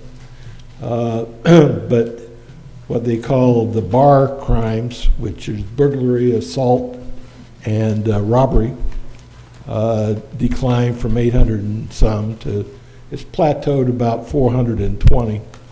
But the city has grown about 30% since that time as well. Then there's things that they call self-initiated reports and called-in initiated reports. And looking at those numbers for 2019, there were 59,000 of those reports. About half and half were reported by residents, and half were reported or were initiated by the police officer involved. I don't know if all of our deputies live in Bonita Springs. I know that Colonel Lee does. I think a majority of those deputies live in Bonita Springs. But I think it gives us a certain advantage. It gives us better public protection. And the numbers that he's working with right now shows Bonita Springs under their, I guess it's either Lee County or from the state of Florida, having a full-time population now of 59,000. Now that doesn't count the 100,000 or so snowbirds that are going to come down here, or usually come down here, who knows with COVID, but who usually come down here and are part of our community for the winter season.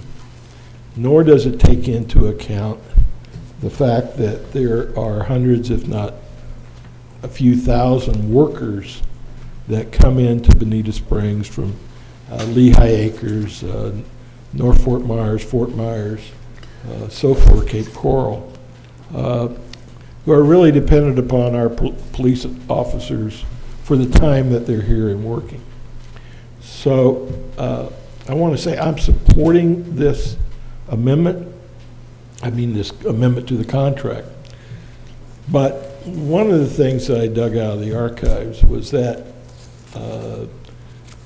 there was an attempt made to discuss the staffing because it really has stayed the same since throughout the 11. All this stuff you're saying, we're actually going to have Captain Blake at the budget hearing to go over the slideshow. Well, I next just wanted Wednesday. to set the stage a little bit for that. But the last time it was attempted was in 2017 under the prior city manager, and it got nowhere. Yep. So, you know, I'm going to support this. I'm going to recommend that, as you may have taken the initiative already, Jesse, to bring Colonel Lee forward. Yep.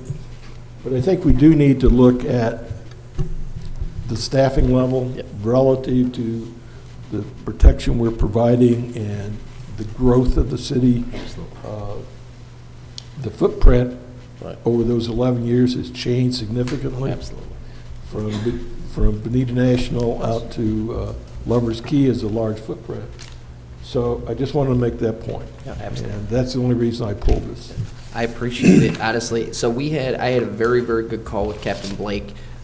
Is he scheduled to come? Correct. Okay, so he's going to be scheduled to come to the budget meeting, and some of those great stats you just gave, he's going to give in more of a PowerPoint fashion so everybody can really see it. But one of the things that really is amazing is that, you know, it's been over 14 years since we've renegotiated. We've gone up, as Chris said, 30% in population since that time. We've not gotten an extra officer. Okay, so, and on top of that, the great thing is this, our crime rates have gone down. You're talking significantly for 5 years. So they're doing great, but they're understaffed. So, you know, one of the things that I've been entertaining. Is that from Captain Lee? Yes, ma'am. And he's going to tell you guys all about it. And he's going to bring numbers, and I think you guys will be very impressed with the level of service we're getting, comparable to what Lee County's actually getting from us as a city. I think we're getting a pretty good deal. And I don't want to put cart before the horse, but I'll just say this. It's been 14 years since we've grown the force. We've grown 30%. They're doing a great job with what they have. I think if they had a little bit more, we would be better off as a city. So, you know, there are councils around the country who are defunding the police. I intend to do the opposite. Mr. So, that's kind of hopefully what's going to transpire on Wednesday. So. Mr. Mayor, yeah, I want to go on Thank you, record Jesse. that I also talked to Captain Lee, and I was very satisfied with the answers he gave to my questions, and I would support increasing level service. At least I want to push along with Jesse at the budget hearing to do that. So I think it's time.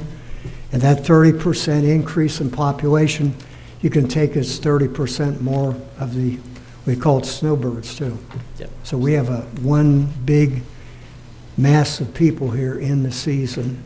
And contrary to a lot of cities, and seems to be in vogue in some parts of the country, I don't want to even talk about reducing services. Great. Thank you. Thank you. So I'll make a motion to approve. Second. Okay, motion to approve item D in a second. Is there further discussion? Roll call, please. Mayor Simmons? Aye. Councilman Corey? Aye. Councilman Gibson? Aye. Councilman Ford? Aye. Councilwoman Brummer? Aye. Councilman Curtin? Aye. Councilwoman Carr? Aye.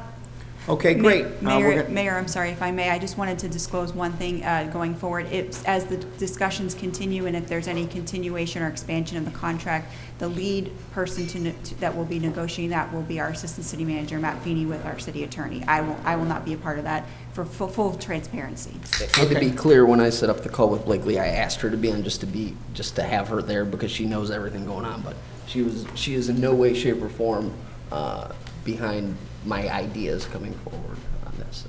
Okay, great. Thanks, everybody. We're going to move on to proclamations and presentations. I guess. You have the balance of the consent agenda? Did you? Oh, we did that. We did that. Thank you, though, Mr. Rooney. We're going to move on to proclamations and presentations. This first proclamation is proclaiming the month of September as Play Ball Month in the city of Bonita Springs.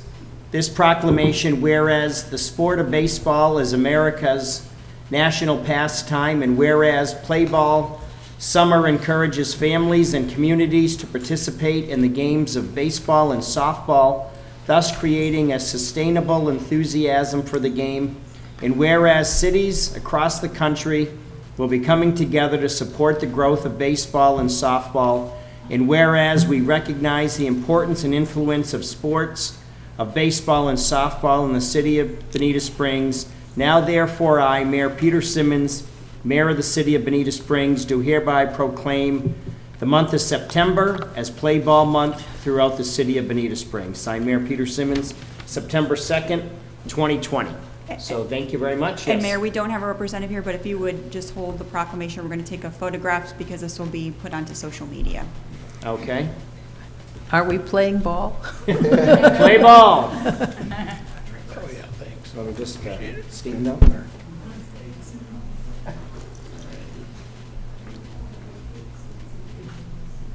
Thanks. Where's Kendra? Okay. We are now, drum roll please, going to make a presentation to Debbie Philippek for 20 years of service.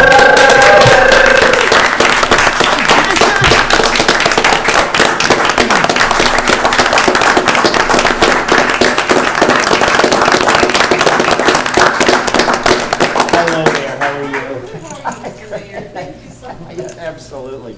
On behalf of the city of Bonita Springs, for 20 years of service, presented to Debbie Philippek as of the 15th day of August 2020, in appreciation and recognition for 20 years of public service to the city of Bonita Springs, Florida. Signed, Mayor Peter Simmons and City Manager Arlene Hunter.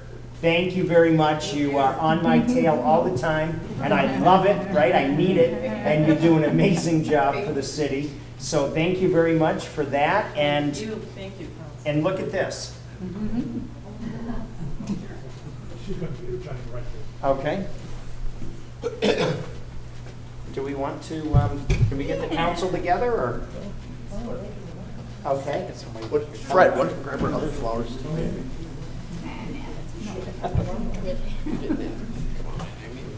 Absolutely. Everybody hold your breath. This doesn't mean you're retiring.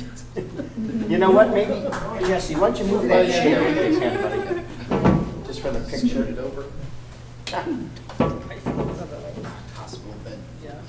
Yeah, right, it keeps sinking on me. Okay, come on.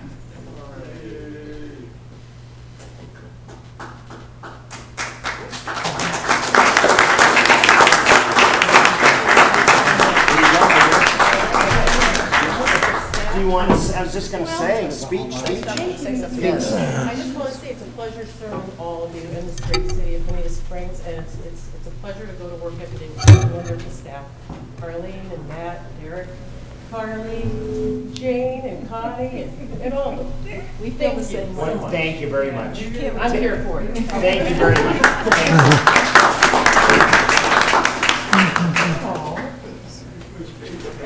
Oh. Was that yours though? I'm not 'Cause I sure, think but you that's like- fine. Is it sure? 'Cause you had a- I'm sorry. Yeah, don't worry. Okay, Debbie, thank you very, very much for everything you do. You're an adhesive that holds us all together, so thank you so much. Okay, we're now going to move on to mayor and council member items. A discussion regarding the adult programming at the Recreation Center and Community Pool. Mayor Simmons, Green Sheet 20-09252. And I wanted to bring this forward. You had some folks speak tonight. I think most of them are still here. So thank you for your emails. Thank you for your patience. So Arlene, do you want to kind of tee this up a little bit with some information? Sure, Mayor, I do know that the council members have been receiving some information requests. We do want to advise you that we have been in contact with Lee County and all of our neighbor jurisdictions, and at this time, they are not opening facilities for adult recreation due to the COVID restrictions that in both recreation center. I guess I'm sorry, I guess it's hard to hear. In both the recreation center and pools of our local jurisdictions, they are currently. Arlene, I'm sorry to ask, but maybe could you start over, because I think people Sure. didn't hear you. I'm sorry. Thank you. Yes, I do understand that many members of mayor and the council have received public comment regarding concerns of opening for additional activities at the recreation center and our pool for our adults and our citizens. We have been checking with Lee County and our neighboring jurisdictions, and at this time, none of the neighboring jurisdictions or Lee County are opening for adult programming in consideration of the governor's executive orders. We are aware the governor has lifted restrictions for children's activities, which we are moving forward with currently. We have executed agreements with the youth soccer leagues to continue moving forward, but adult restrictions have not been lifted, and our neighboring jurisdictions have not lifted those restrictions as well. Currently, the pool is open for lap use, and there's reservations that can be done for that as well to use in time in keeping with social distancing, and as well as the governor. We're working to be consistent with the governor's office and direction, as well as Lee County, and we're continuing with the operations of phase 1 of the reopening plan. And until we've had further direction from the governor, that is where staff, and I'd like the city attorney to add anything further to that as well. Yeah. Thank you, Arlene. Unfortunately, we're at a point where everything was moving quite along, phase 1, and there were additional executive orders clarifying and adding to the list of allowed uses. Where we run into the issue with this particular issue is there was never actually any specific limitation placed on adult recreational facilities. It was more of the blanket limitations that were put out early in the days of COVID. Since that time, what the governor's office has done is issued consecutive executive orders which either superseded or amended, but then carried forward those earlier restrictions. In that vein, they have opened up youth sports. They have opened up professional venues, but there has not been anything specific as regards to adult leagues. I've reviewed everything and haven't found that there's a specific prohibition, nor have I found that there's a specific exception. Where there has been authorization similar, like with the lap pools, again, there's nothing specific limiting them or specifically saying that local governments that have gym facilities should open up. What we've done is we've tied those openings to their private counterparts. So where the governor said you can open gyms to 50%, we open our recreational center gyms to 50%. There isn't a easy corollary to the adult sports. I mean, the closest would be the professional, which have very specific authorizations, and then the youth sports was a specific exception that came out early. I think that this is something that we probably need to, coax the governor's office to come up with something new. Ever since we entered into phase 2, it was I think widely believed that we'd be entering phase 3 very shortly. That has not occurred, and there just hasn't been any additional guidance. I checked the Department of Emergency Management's authorized activities list today, anticipation of this meeting, and haven't seen any additional guidance at all. Did you get a chance to look at the governor's press release? On which September item? 1st? Do you have? It's the 17th day that COVID has gone down below 10% nationwide. It's under 6%. He's thinking about opening up long-care. I can't get internet. I did print it all out. It's 57 pages. Oh, but that's quite a press release. But I mean, he is considering opening up nursing homes and assisted living. It didn't deny the gyms the ability to have classes and meetings. We as a city did not ban or make mandatory masks. So I say, let the folks go if they want to go. They do dance. I mean, really? I mean, they do their own natural, their own social distancing. They can wear masks or not wear masks. Their choice, I believe. But I think we should open it. And it's healthy. It's mentally good. And there's no reason why we can't. If people don't want to go, don't. I mean, if we don't do it, we're definitely going to lose memberships, because why pay for something you can't use? So let me ask this. If we were to open it, are there ramifications of that? The biggest concern I would have had is in the early phase 1 executive order, I think it was 2112, indicated local governments are specifically required to enforce the restriction on 10 or more people congregating. In such a situation, if we were to violate that provision at that time, the council themselves may open themselves up to being removed by the governor. There were a lot of very specific ramifications of that. That provision, that section of that order, has been superseded by subsequent orders. So it's an unusual situation where the governor's subsequent orders addressing those issues usually stated that they are, where conflicts arise, they're eliminated. There isn't technically a conflict, but it's superseded by the individual, I think it's the individual responsibility provisions in the subsequent orders that said that you could have congregations up to 50 people, but they were discouraged. But it moved it from a business obligation, an obligation, I would say, of local government, to an individual obligation. That doesn't, so when I read that, it basically is saying, individuals can choose to get together in groups up to 50 people. It doesn't say that the government has to encourage it, but it doesn't necessarily force us to say we cannot allow it to occur. That is the one nuance change. So like I said earlier, it's sort of like you're threading a needle. There's a lot of gray area out there because there hasn't been additional guidance, and yet things have just been allowed to continue going. So Well, they could take reservations, first 50. We did that in spin class, Don't have a bike, don't have the space, then you can't do it. Yeah. I say we make a motion. If you're making a motion, I'll second it. I motion to approve. Do we have any of, you said that no. And Mike, you Does second? Collier County have any of their discussion. pools open, or? Can have a discussion. I don't know about Collier County. I know that up where I live in Charlotte County, they open lane laps only, and then their gym facilities similar to our operations. I don't think there are any adult programs, just kids programs. I've made a motion to approve, and Mike is second, and. Yeah, there's been a motion to approve in a second. Now, council, further discussion? Question. Yes, Fred? Derek, is it any way if we did this that we could get anyone that goes out there to participate in these classes and activities to sign something that says if they get it, they have to let us know so that we know if there's a problem? Because the problem we're dealing with is that a lot of the people that use this are in that class that a lot of retired people are in.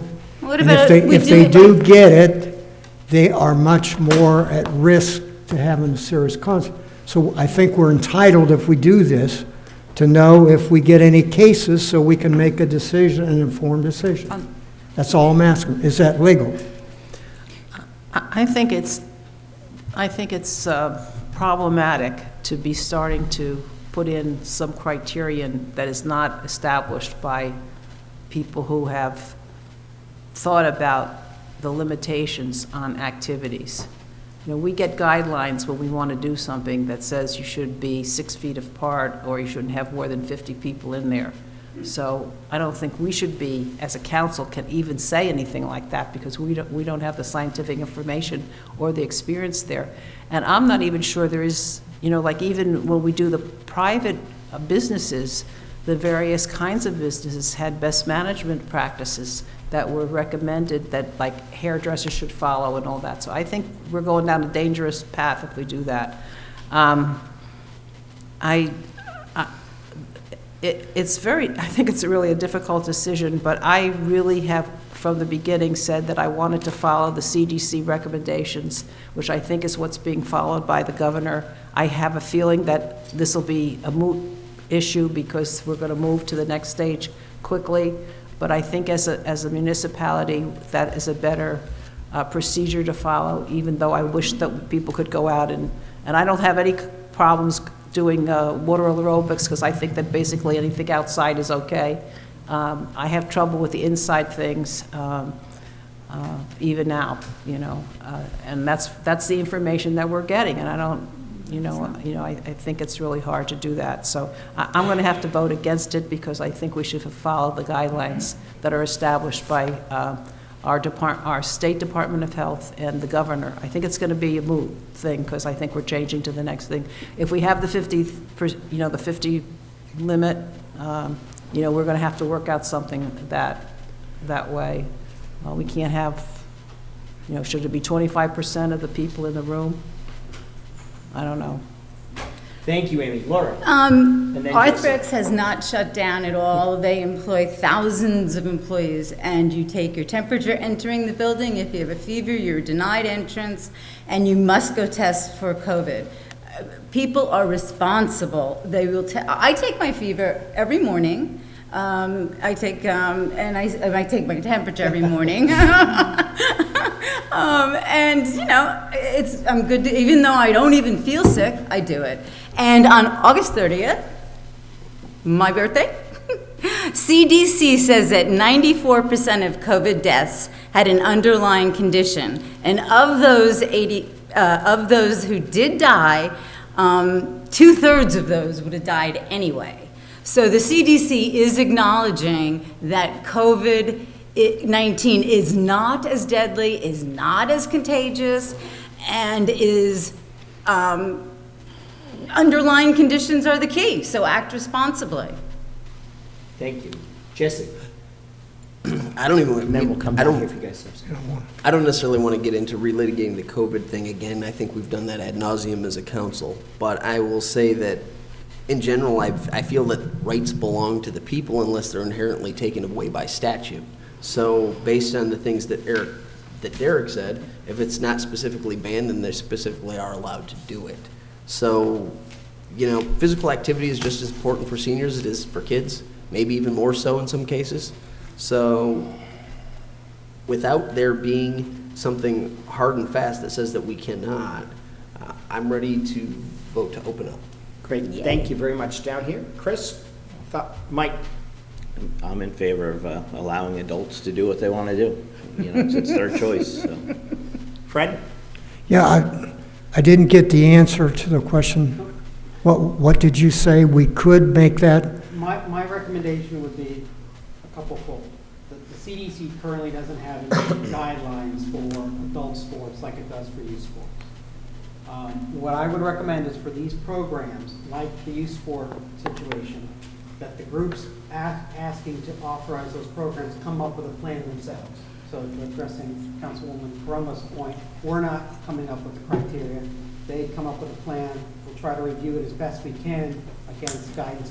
Maybe we'll seek advice from our local medical professionals. So that would be the first step. The second thing is I would have a waiver of liability for everyone participating, and indicating that, you know, in the current situation, they understand that they're engaged in a potentially dangerous situation, specifically if they have comorbidities, you know, Morbidities. And I would also recommend that, you know, you put some limitations on what kind of programs. Because obviously, I think there is guidance out there in the CDC for aquatic programs. I don't know if there's things for like yoga or line dancing, but I would try to come up with some limitations on not opening it up wide, because if we're going to allow the programs, we've talked about line dancing, we've talked about the pools, but we haven't necessarily talked about all the other eventualities that will come back, and I don't know how much the council wants to deal with this on a day-to-day basis. So similar to Derek, our staff's recommendation would require the instructors or the program organizer to create that plan, to submit it for review. That is exactly the same process we did for the youth sports. That includes, if they want to include some temperature checks or canvassing of such, but also hold harmless for the city, indemnification of those participating would be important. And there should be some look at a restrictive number, because these programs are very popular, and if this continues, that will be challenging for the staff to be able to determine what's an appropriate number of folks participating in the use, and especially with the pool. And they're very popular, and there's a large gathering of those folks during those. So there should be some sort of number restriction to that. Well, so the state recommendation, or the state, it says 50? The state says congregations of more than 50 people should be avoided. But that could be all sorts of different things. It could be movie theaters. It could be, you know, they're not speaking specifically to sports. I'm sure that a lot of our facilities, probably indoor facilities, can't handle 50 people. So I think it's more of a practical consideration. We'll work with Nicole's office to make that work. I I guess maybe of the conversation points you've talked about today, indoor versus outdoor may be one of the first things to discuss. You know, if you want to consider a limit, I think 50 is the outside figure. I wouldn't recommend anything above that. So I would just kind of with a nod of heads, is 50 a reasonable number for your group? I mean, it's not normally that large, I wouldn't imagine, is it? Okay. This time of year, we usually run between 15 and 20. In the wintertime, I can be up to 60 people in a class, which I get paid $30 an hour for. I need a raise. But 50 people for now would work? Yeah, we average about 45 to 50 in the winter. And the water aerobics only gets up to 50 in like January, February. Okay. Otherwise, there's no way. And can we just open up swim so that you don't have to make appointments? And, you know, it's just limited to the number of people there? Or does that not work, Nicole? We can, but I'll let Nicole comment, but we also have requests for the reserve time that folks do actually prefer that, because then they know when their lane time is. Perfect, okay, then, you know. And then, Rick, Don't I have see you open have a swim. comment, and then we're going to hear from Nicole. Yes, are there any people that have paid to use this park and can't use it and be reimbursed if that's the situation? They can't use it, they pay for it. Is that a possibility? Is this a thought? We've gone through this with them. They said the gym is open to you, so if you want to use the gym, fine, but nobody gets a refund. I think we're going to have to start getting these comments back on the record. Yep, no, that's great. So what we'll do is we'll hear from Nicole now. Sure. I have worked with Jesse, Jesse Felger, our pool manager, and what we can handle with 6 feet distancing doing water aerobics. We have mapped out the pool. The pool just open, we're at 100 people capacity anyway. So it's not like we could be a huge number. So we have marked out the pool. So to do shallow water, you have to be in the shallow end. Mm-hmm. To do 6 feet apart, 12 is the most we could handle. So we would still need to do reservations if we wanted to do things like that. Or if we did deep water class, we could do it, but again, you all have to be in a certain section of the pool. 6 feet apart mapped out would be 12. So those are the things that we have already looked at, as well as we have many other classes at the rec center. Our biggest class is stretch and tone, and they're wanting to come too. And that in this time of year is at 70 and goes up to 150 during. So we do need to look at size limitations when we look at classes. Most of our classes are not that large and could easily be done social distancing in the gym. Some of our worries, though, that we are looking at, school did just go back in. We do have after school, and that is running at the rec center with very stringent guidelines on how they have to run. And if something does happen and schools shut down again, we wouldn't be able to offer the all-day programs again. So we were kind of waiting and holding off to see kind of how the schools were going to go.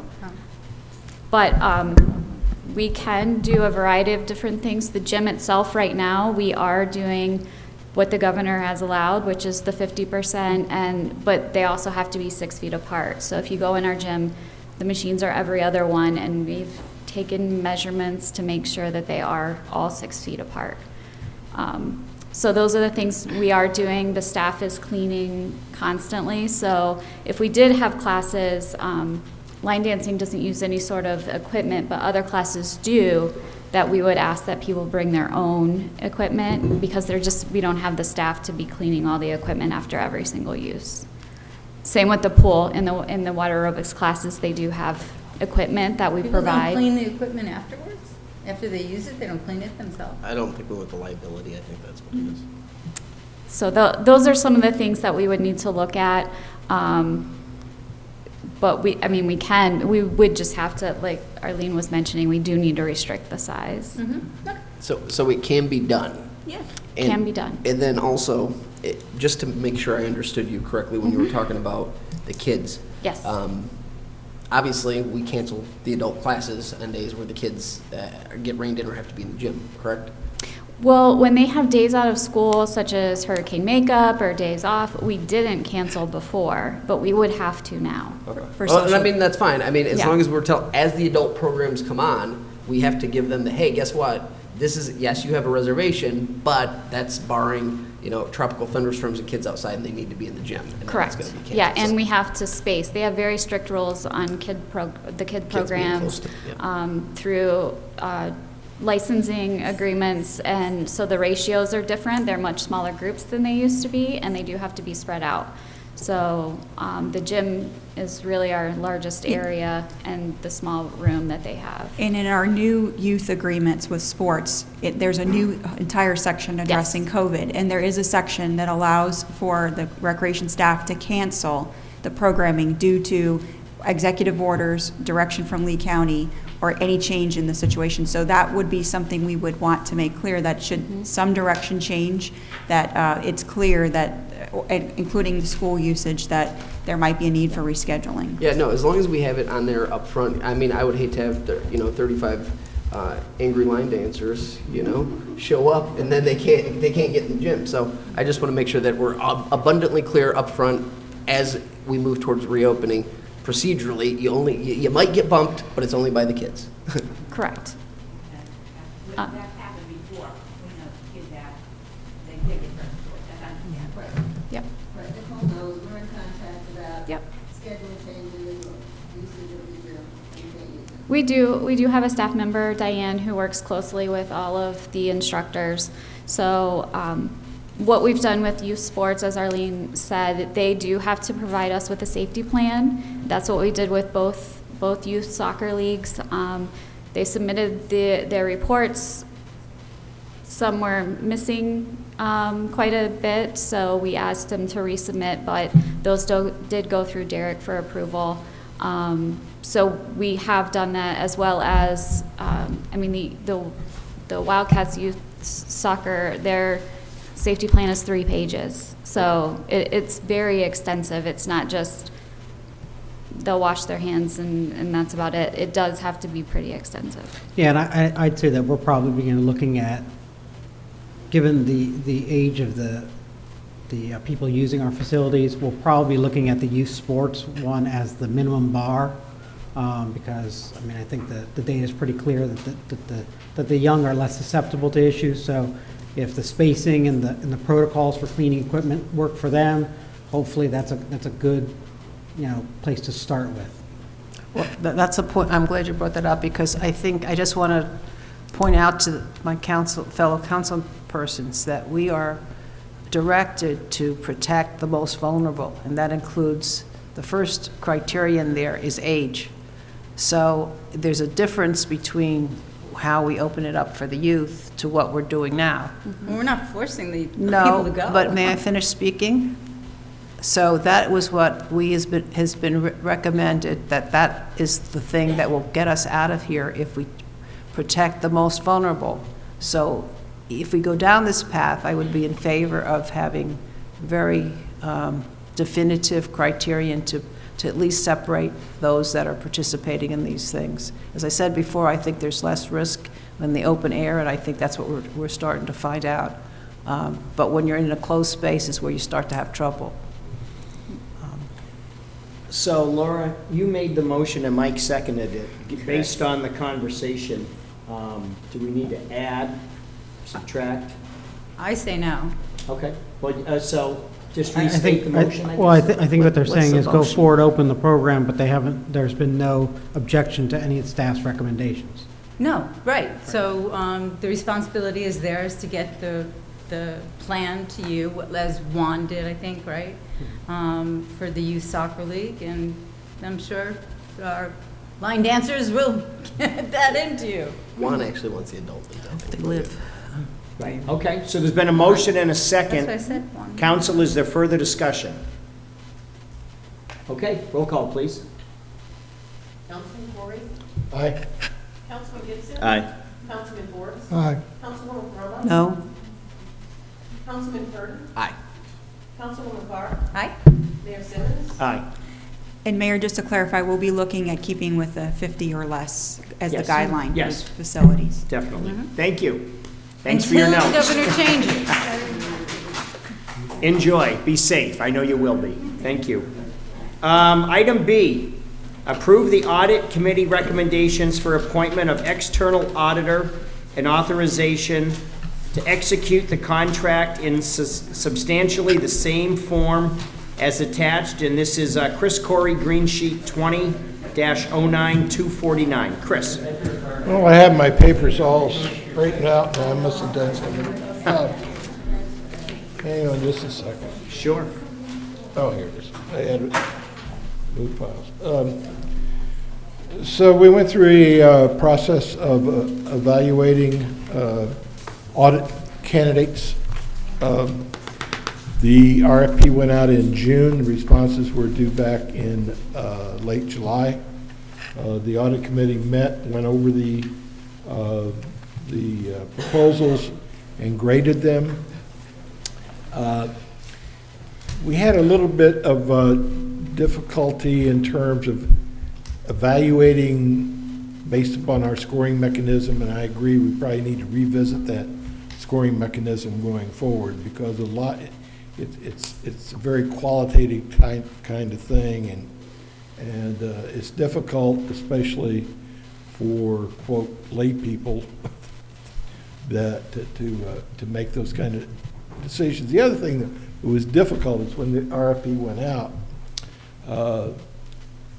Ann Wright tells me that the assumption is that our accounting department was going to be able to stay in place on the lobby level of our building during construction, and they're now working remotely. So what this indicates is that the current auditors, Ashley Brown and Company, scored highest. They were tied with Clifton Larson Hallen. Their fees among the top four are about in the middle. We recommend, though, that the retention of the current auditor. Not only have they been doing a good job, but they're also familiar with our record-keeping system, and they're going to have to do this audit in a COVID universe where they're going to have to do it on a virtual basis with a lot of our staff. And they know our staff, they know how our internal controls operate, they know how our accounting system functions. And so we're recommending, the audit committee is recommending that we retain Ashley Brown for a 3-year period with the ability to retain them for 2 additional years, which is the same contract that they've operated on for the last 5 years. So I would make a motion that we approve. Second. Okay, there's been a motion and multiple seconds. Council, is there further discussion? Roll call, please. Councilman Gibson. Aye. Councilman Ford. Aye. Councilwoman Poramba. Aye. Councilman Burton. Aye.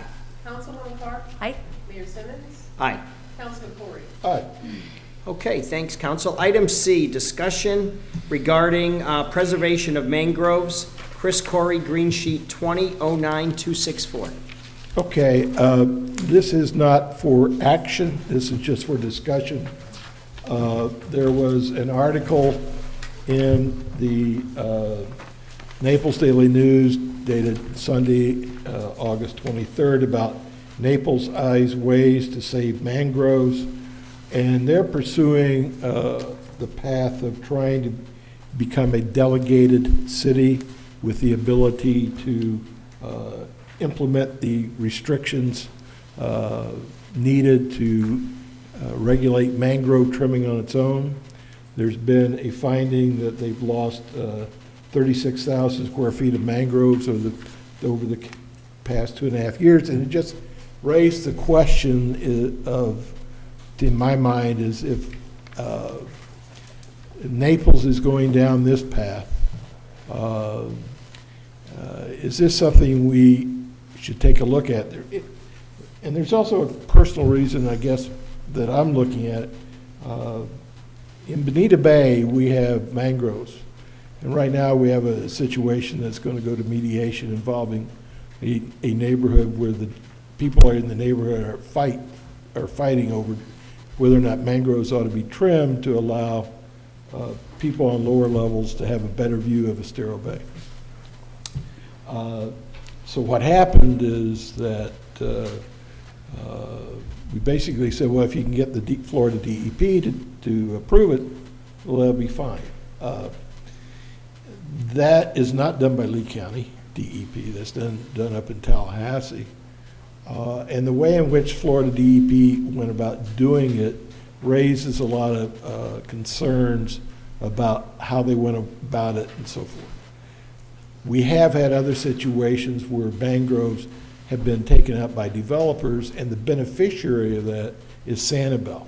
Because what happens is if developers take out mangroves, Florida DEP will say, well, you need to plant a similar number of mangroves on Sanibel because they've got delegated authority.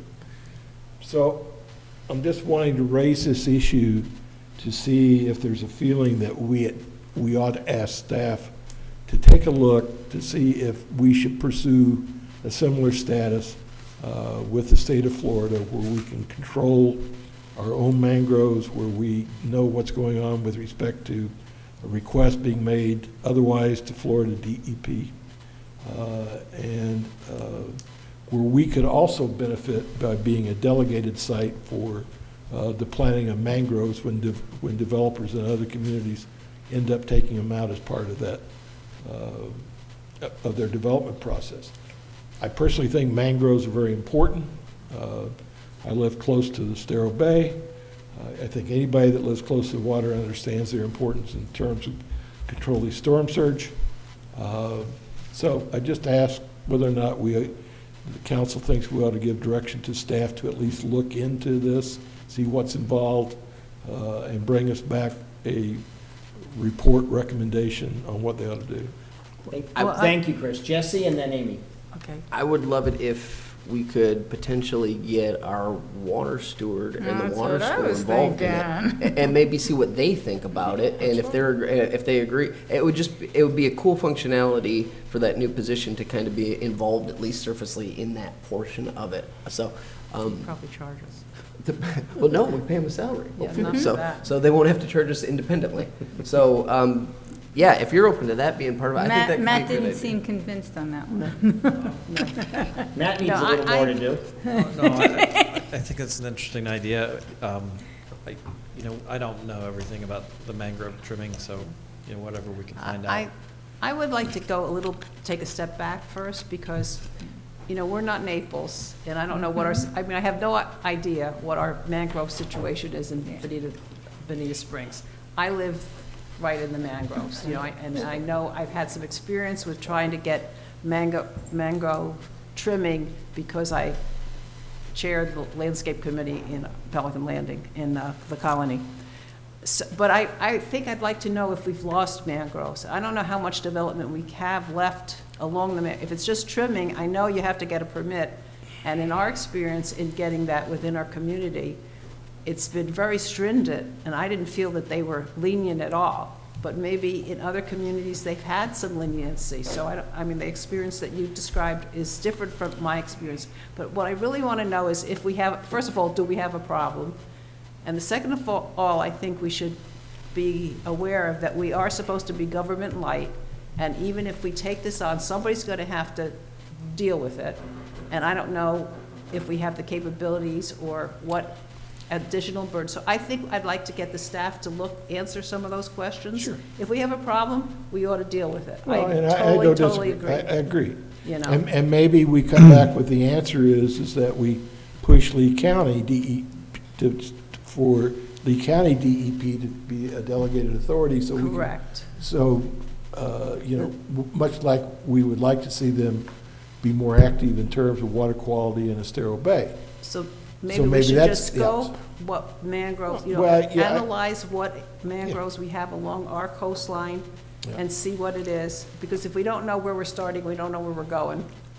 Well, it's not only the coastline, it's also what happens in the Imperial River, because I have been up and down that river many times. Mm-hmm. And all of a sudden you see mangroves all of a sudden taken out because homeowners want to be able to see the Imperial River Right. from their. But are they permitted with, I mean, I think people take Lot them of out peo- without getting permit. I think They that's what do, happens. That's a and- totally different issue. You know, And the reason they don't get the permits is because a lot of times it's very difficult to go through the state process of doing it. All I'm saying is, you know, mangroves are important to protect. Absolutely. And with what, following something along this line, or maybe challenging Lee County DEP to somehow get involved in being delegated, maybe that's a better way to go. I just want us to take a look at it. yeah, analyzing the problem I'd be very much in favor of. Mr. Thank Mayor. you. Yes, Fred. Okay. Number one, we have a good resource that can give us a lot of information on the good things mangroves do for us and what happens when you take them out. Charlotte Harbor. Their territory comes clear down to here. So we could get Jennifer Hecker and her staff to put together a presentation on the pluses and if there is any minuses of mangroves. There's literally hundreds and hundreds of acres of mangroves out on Little Hickory Island and probably North Hickory Island. So that's probably the big part. But then along the river, I know that I think we should have them come in because they're experts. They're not citizens with opinions, and that's what we want to hear about. And then let staff hear that, we hear that, and then we come to a solution. Maybe we should talk to staff first to see their evaluation of if there's a problem, because having Hecker and Company come and tell us mangroves are good or bad, we know they're going to say they're good, and I agree. But Yeah. do we have a problem is really more the question. I think she could tell you that just as easy as anybody. They're experts. Well, we probably have some good contacts too on Sanibel. Yep. And, you know, I'm sure they would be willing Well, we to need share a- information. We need an assessment is what we, Right. and I don't think either of those, I don't think Sanibel or Charlotte Harbor has done an assessment of our mangroves. That's what we really need. Well, I'm not But saying. like yeah. Sean Gibbons, when we worked with our community before he took an elevated job there, he's the one that explained all this stuff to me. And there are booklets that they give out to people if you want to do it according to code and get a permit. There's all this information that's available to people in what to do about mangroves and how to treat them. You can cut them, you can trim them, you just can't trim them so they're harmful to the mangroves. There are rules, and if you follow them, you can satisfy the homeowner and still satisfy the mangrove, because that's what we did many times at Pelican Landing. So I think we might have some people on staff that could at least get us started here and see what has to be done. Mayor and Council, we could start with talking with community development staff, with Sean Gibbons and Laura Gibson, and provide a preliminary presentation on the current regulations we have and how they've seen that correlate with development, and see what concerns they have on the enforcement of removal or trimming that is not permitted, and give you a brief overview. And then from there, if there's additional outreach to regional groups, we can do that in the second step. Great. Could you include in that any comparable regulations potentially that might be already other jurisdictions are currently using? I'm not saying we're going to model it after it. I'd be interested to see what they look like. So there's a couple things to consider here. There are two elements to this mangrove issue. And I know we have some community development staff who could probably speak to it in more detail. There's trimming, which there's a statutory process for mangrove trimming. I wasn't aware, but I just checked, yes. Sanibel has authority for trimming. Then there's removal of mangroves pursuant to wetland permitting, to actually removing a wetland, mangrove swamp is part of a development.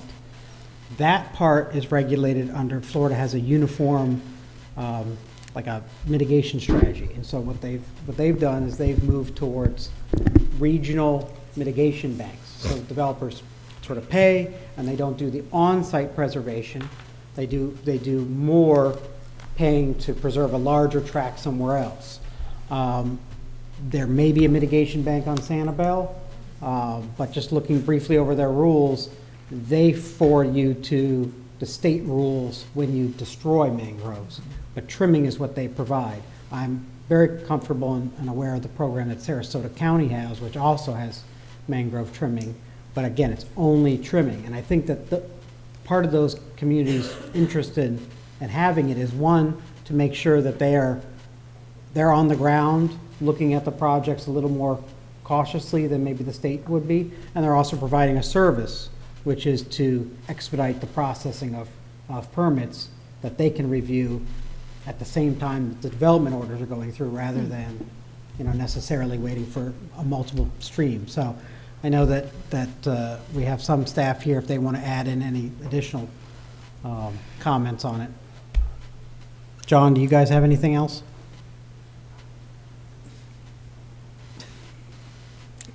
Throw them under on that one. We can put some information together. I mean, right now, without having something specific to discuss, we just wind up going around in circles. But we're happy to put together a list of things that you can actually evaluate. There are some differences that we have with the city of Naples. There's reasons why they're doing things we have not already suggested for good reasons. And we can highlight those whenever you decide to discuss this again. Okay, great. Thank you. Any further discussion? Okay, thank you very much. Fred, you had an addendum with regards to discussion regarding regulations requiring design drawings for all zoning proposals. And this is green sheet 2009-266. I want to indulge a little bit in the background. Basically, when I first got on council in 2016, one of the complaints that was going through council at that time was we were approving projects that we really didn't have any real strong idea what it was going to look like or be like, what the elevations would look like. Some of them were as simple as rectangles on a piece of paper. That one was one that was out in front of where I live, Hunter's Ridge. Then we had a joint meeting with the zoning board for those that were on council back, I think it was May of 18. And at that meeting, everybody agreed on council and the zoning board that we had to move to something where you had to provide sufficient drawings, site plans, elevations, artist concept, much like we saw tonight that we approved, much like we saw with the Barefoot Beach Hotel, and a number of others going back actually 2 years. What happened was we agreed we were going to do it. We gave the zoning board the duty to put it together with staff, bring it back. Then something got in the way of getting that done, which was Estero commissioned a big several $100,000 total redo of their land development code. And I think Mr. Domer can speak to this better than I, but the zoning board decided to take a little recess that turned out to be a bigger recess to develop their system so that they could take advantage of this extensive work that Estero did. Okay, now to the community development's credit and the credit of a whole lot of developers. Over 2 years ago, community development, once this decision was made, got developers, as they came through, to voluntarily agree to furnish these types of things. It's the very first one we saw, which was about 6 months later or 18 months ago, was a pet care center, and it was advertised to us when it came through that this is the first one that was done this way, and everybody should remember you had very extensive artist concept views in all directions, all kind of information. We passed it. I think it's in construction now. So we've been running on, I call it luck. Everybody's cooperating. We're overdue to have projects, and you can't say which ones it'll be, where they're going to say, no, we're not going to do it. And right now you have no legal force to force them to do it. So all this does is makes an interim solution to getting at least bare minimum drawings that would give not only us, but the people that surround the project site for neighborhood meetings, all these other, and businesses that are out in that area, to see what they're going to get if we approve it. This would be an interim solution. I think John Domer has spoken with Larry Kurlander, the head of the zoning board. I think he supports it, but John, you want to speak to some of these things? And this, basically, if we agree to move forward on this, you'd have time to staff and city council to review page 7, is the key page. If you go through that, you may find things you think is excessive. You may see something you want to add to it. But we would have it ready to go because it's already got to this stage. We could put it on the next meeting for first reading. You can make changes in, and then the next meeting for second reading. You can take it to LPA. John? Can I ask a question? Yeah, I've got questions for two, you, Fred. yeah. Before, and John, maybe you'll have some answers. Do you want to go first, Dan? Well, I have a couple, first of all, I have a couple questions. Is this paralleling what Estero did is the first question. The second is sort of a comment because I had been thinking about it. I thought we would discuss it on our famous retreat that we haven't put together yet, to have a review of these suggestions that had come out of the zoning board that kind of died somehow, we never moved on them. So I'm glad you brought this forward because I propose that first of all, I didn't have time to read this thing. So I don't know, just on that alone, I think we should table it. But I would like to have us be re-educated or reintroduced, especially for the newer people that are on the council, because they didn't know this whole process we went through. And I had forgotten what you had said, why I wondered why we tabled it. I mean, there's so much that had happened since 2016 or 18. So maybe, I thought we just got busy, but I would like to bring them all forward and have another presentation to the council about all the particulars that we thought were important, and they kind of fell by the wayside, and then we would have time to review them both conceptually and specifically, and that's my comment. And to answer that real quick, and I'll come to Councilman Bird. No, this is not paralleling what Estero was performing, simply because this predates the Estero effort. And what had happened was, as this went forward and there was a list of items that the zoning board had prepared that they had wanted to include for required submittal for public hearings, those are going to be included in whatever came out of a draft of Estero's land development code that we were planning to borrow at some point in the future, or at least portions of it. Because that ordinance has not been adopted, we still have not taken anything from there and proceeded with any of this application. So, and this wouldn't be zoning in process. I mean, any of these things that we've talked about would not be zoning in process at all, right? I leave that to the city attorney. I mean, but what, We're talking about if I might add, application criteria. the It's not- only reason this is proposed is to give you something. To make it official. To require more than a squares on a paper and things that are much more sparse. We've been getting it by simply the developers that John has talked to have been willing to cooperate. That's a miracle in itself, but that could cease any time. It's not. You have Fred. nothing to fall back on. So I kinda lost track going to on be here. faced with something coming in that would be like some of the other projects, like the one in front of me, where you're going to say, but it's legal. So what do you want to do? This is an interim step you could take care of. It could be tweaked by staff, tweaked by us, but we can get this done so that your risk is that happening is way reduced.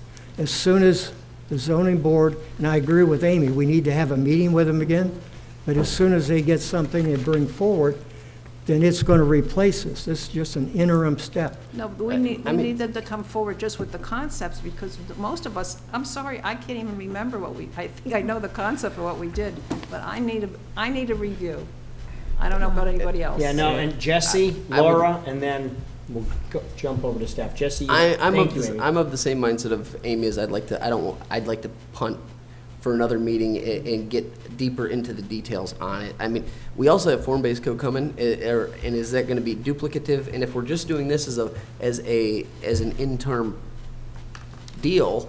I mean, you started off the whole thing you were discussing, and you said, well, we don't have any problems.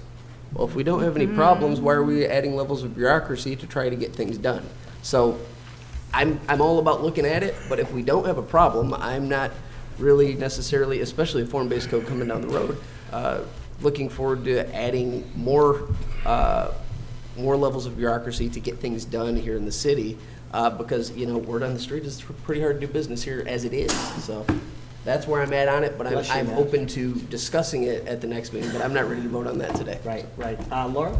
Yeah, I'd also like to, I didn't get it, we just got it, and it's pretty detailed, and I don't even think we need it like Jesse, because you know what? If you want to turn in a sketch of a box and a tree, waste your money and time. No, that's how fast it can be. I mean, and people know that now, and with the computer programs we have, right? Boom, three-dimensional. Boom, put a house here, boom, Right. I'm going to make a motion that we table this. Is there a second? Second. Okay. Is there further discussion on that? Nope. Okay. I just would like to add that we ask staff or whoever is supposed to do this, or contact the zoning board so that they will give us some kind of a conceptual review of what we did in 2018, along with tabling it. Right. Okay, so there's been a motion to table in a second. Is there further discussion? Roll call, please. Councilman Forbes? Aye. Councilwoman Caramba? Aye. Councilman Burton? Aye. Councilwoman Carr? Aye. Mayor Simmons? Aye. Councilman Corey? Aye. Councilman Gibson? Aye. Okay, great. Thank you. City attorney's items. Derek? Okay, the first item I have is this is the item on Pine Street, on Pine Avenue that Councilmember Gibson brought up the last time. This was the family that was maintaining part of the right-of-way and wished to put in a fence and some beautification efforts. Carly helped me out finalizing the agreement so we could get it on for the next agenda, and it's ready for your consideration. So moved. Motion to approve? Yeah. Second. Okay, motion to approve in a second. Is there further discussion? Did Carly help you, or did Carly do it? Roll call, please. Councilwoman Caramba? Aye. Councilman Burton? Aye. Councilwoman Carr? Aye. Mayor Simmons? Aye. Councilman Corey? Aye. Councilman Gibson? Aye. Councilman Forbes? Aye. Great work, Carly. Item B, Derek. The next item is the FGCU Vester Field Station, the waterkeeper position. I got a draft of a grant agreement from FGCU. I filled in all the gaps that they asked me for. I have no objections to the agreement itself. The scope at the last minute, it was caught by Councilwoman Caramba, had some things that they had changed. My guess is it just was things that they had overlooked from an earlier draft. I know that the mayor and Dr. Parsons have gone back and forth. So I added those things back in, sent it over for their review. I don't expect any changes to come back. If there's anything else you want to add to it, now's the time to get this. They kept grant procurement as part of that in the scope? Everything that was in the scope that you heard earlier this Well, year. that wasn't in the original, I added that. From the revised scope. Revised scope. Correct. But was everything's presented That to wasn't what they council. took out? Okay, I just wanted to make sure. Everything is in there. I'll make a motion to approve. Second? Okay, there's been a motion to approve in a second. Further discussion? Roll call, please. Councilman Burton? Aye. Councilwoman Carr? Aye. Mayor Simmons? Aye. Councilman Corey? Aye. Councilman Gibson? Aye. Councilman Forbes? Aye. Councilwoman Caramba? Aye. Great. Mayor and council to confirm, it's in Appendix A, and it's the last item to provide technical assistance to city staff and consultants in preparation, administration of water quality, environmental enhancement related grant opportunities. That's beautiful. Great. Thank you very much. Derek, anything else? Nothing else. Okay, dynamite. Great work. City managers items. Arlene. Thank you, Mayor. At this time, I'd like to ask John Dahmer to come forward to give you an update and provide, we're looking for some direction on standards for mechanical pads and residential properties. And this is to exclude Hickory Island. Okay. John Dolmer, hello. Hello again. This is something we're actually kind of excited to bring back. Several years ago, there was a situation where we were discussing cantilevered mechanical pads on Little Hickory Island. And there was a discussion on how the newer houses at their elevation interfered with quality of life of adjacent neighbors with older homes because of the location of the equipment. This initial discussion morphed into including all properties that had less than a 7.5-foot setback and required all of those mechanical pads to be located outside of the setback. So either you had to bring a portion of the house further back into the property, or you had to put it either behind the house or on the roof. This caused a great deal of concern and trouble for a lot of the existing planned developments within the city, a lot of which have setbacks, or at least on a portion of their development, that are less than 7.5 feet. So what was done initially was the ability to have people come back in, and on a plan development by plan development basis, they could come in and receive specific approval so that they would have standards in place where they could locate those pads within that setback. What you're seeing before you is a draft that includes the conditions that we've used in almost every single approval that we've had, and we've had several, but not too many. And we feel that we've gotten to the point now where these conditions can apply generally to everybody. And so if council chooses, this can be something that we would allow to be applied to all planned developments with properties with less than 7.5-foot setbacks. And we think this addresses the drainage as well as any of the noise issues or inconvenience for drainage as well. So I'm here for any questions, but. John, could you play devil's advocate for us and give us the other side? I know you saw the emails from Don, and you just said Little Hickory Island's off, so those might be negated. But it's actually even more than that. This only applies to those pads which can be located at ground level. If a pad has got to be elevated because of flood concerns or your flood zone, then those would not be applicable here. We could only be looking at having these at grade level. Okay. So devil's advocate, what other than Don's emails, what potential problems, pitfalls are we going to have with the public on doing this? Drainage and access. Initially, you've always heard complaints about noise, but when you have modern HVAC equipment, the noise issue is really taken away. And I really can't say it's much of a concern, at least from my professional opinion. So what you want to do is be able to make sure that someone can walk from the front of the house to the back of the house, and you don't have equipment that runs up against each other. And you also don't want to block drainage, because in a lot of these developments, either the drainage is split, where half goes to the front or half goes to the back, or all of it goes in one direction. Okay. And when you have pads that are too close together or don't have enough distance between them, that water becomes ponding issues, and then it starts getting under foundations, and it really starts to cause a problem. Thank you for that. Thank you. And Mayor and Council, just to recall, John, I don't remember the date, but it might have been a year or two ago, that we had representatives from the construction industry here lobbying the council to look at this specifically in planned developments where the setbacks were so close, because they were unable to install updated equipment on people's homes, and those who had requested generators were unable to move forward with that, and they had requested council to look into that, and that's when the administrative requirements were developed and provided to staff. This would solidify those requests. No, that's beautiful. Thank you. That's a good before explanation. your day, Yeah. 2 different communities we had to make, so we. That's beautiful. Thank you for that explanation. That's good, John. Thank you. Okay, Fred, did you have something? Well, yeah, a couple things. When this first thing came out, we had the Mechanical Association, Contractor Association of Fort Myers down here because they were upset. Then a gentleman came in with a proposal where we basically have public hearings to grant a whole development immunity. And then we also have a thing where an individual can come in, and the fee for the individual to come in and have a public hearing, we always have approved every one of these, $2,000. Why do people have to pay for a public hearing? That's what it calls for now, if somebody wants to do differently than what the current ordinance calls for. It doesn't. We've seem had right 2 of them. I think they were both before you came on council. Yeah, so that's what we're saying, we're fixing a problem. Yeah. So this fixes it permanently, so they don't have to have a public hearing, and an individual don't have to have a public hearing and have this outrageous fee.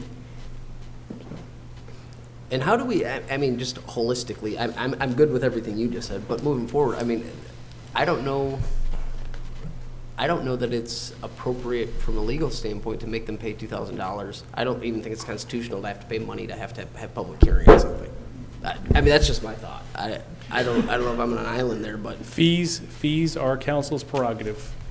Yeah, I mean, you could, If this were to pass, all they pay is a standard building permit. No, I'm good with that. I said I'm good with what you're saying. I'm saying how we got to there, I don't think that, in my opinion, I don't think that's well, constitutional. I'll give you the reason. The last two were both plan developments. So we amended the plan developments, which require advertising, which can get into the thousands of dollars. You can Let me eat ask, and those Derek, I'm costs. sorry to interrupt, but to Jesse's point about constitutionality, what, I mean, it's a user fee. It's just like any, we're not charging them for the pleasure to have the meeting. We're charging them passing through the costs Right, of but you're saying if they don't advertising. pay their $2,000, they can't have their public hearing in the city that they pay taxes for. I mean, what- that's my problem with it. But, I mean, that's not the issue at hand, just bigger issue. I don't think that is constitutionally appropriate. Recall, these were not single-family people coming. These were planned developments. They were whole communities Correct. coming forward, amending their zoning. It's not individuals. Which, two public hearings, advertisings,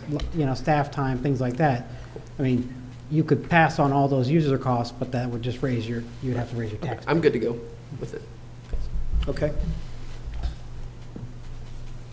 So what do we need to do? Make a motion. Make a motion? That's direct. We already have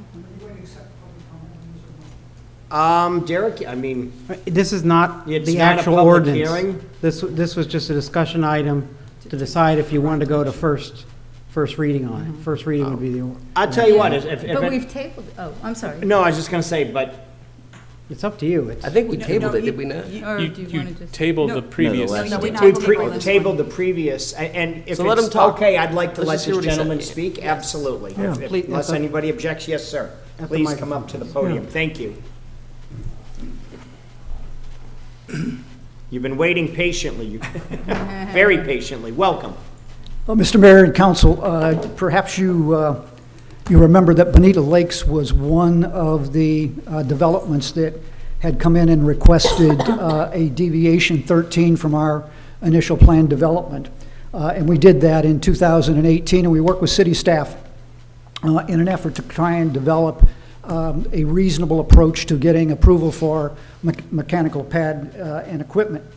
And we thought, as a result of the fact that we've now had some experience in having gone through most of the elements that are in this proposal, that it might be beneficial to the council to kind of have an overview of exactly what we've found in the last year under these current guidelines. In 2018, Bonita Lakes Homeowners Association applied for a PD amendment to add a deviation 13 to permit a 0 side yard setback for mechanical equipment, and that was done as a result of the city not approving permits for the addition of mechanical equipment. It was noted in our application that Toll Brothers, who was the developer of Bonita Lakes, was not required to subscribe to those same conditions.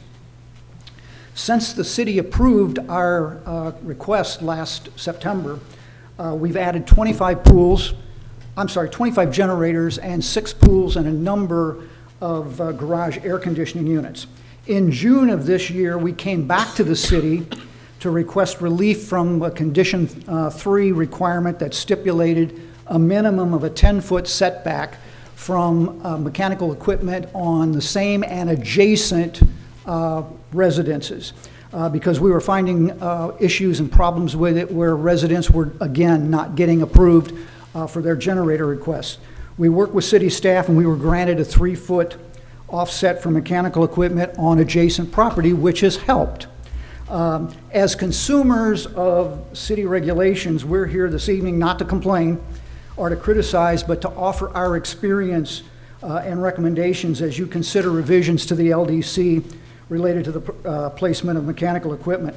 We've got 3 basic recommendations. The first recommendation focuses on the application process and the approval timeframes. When we applied, the application itself was over 20 pages and there were 12 exhibits. Our one single document was 150 pages long, and we had to submit 5 copies of it with copying costs of over $200 when we submitted it.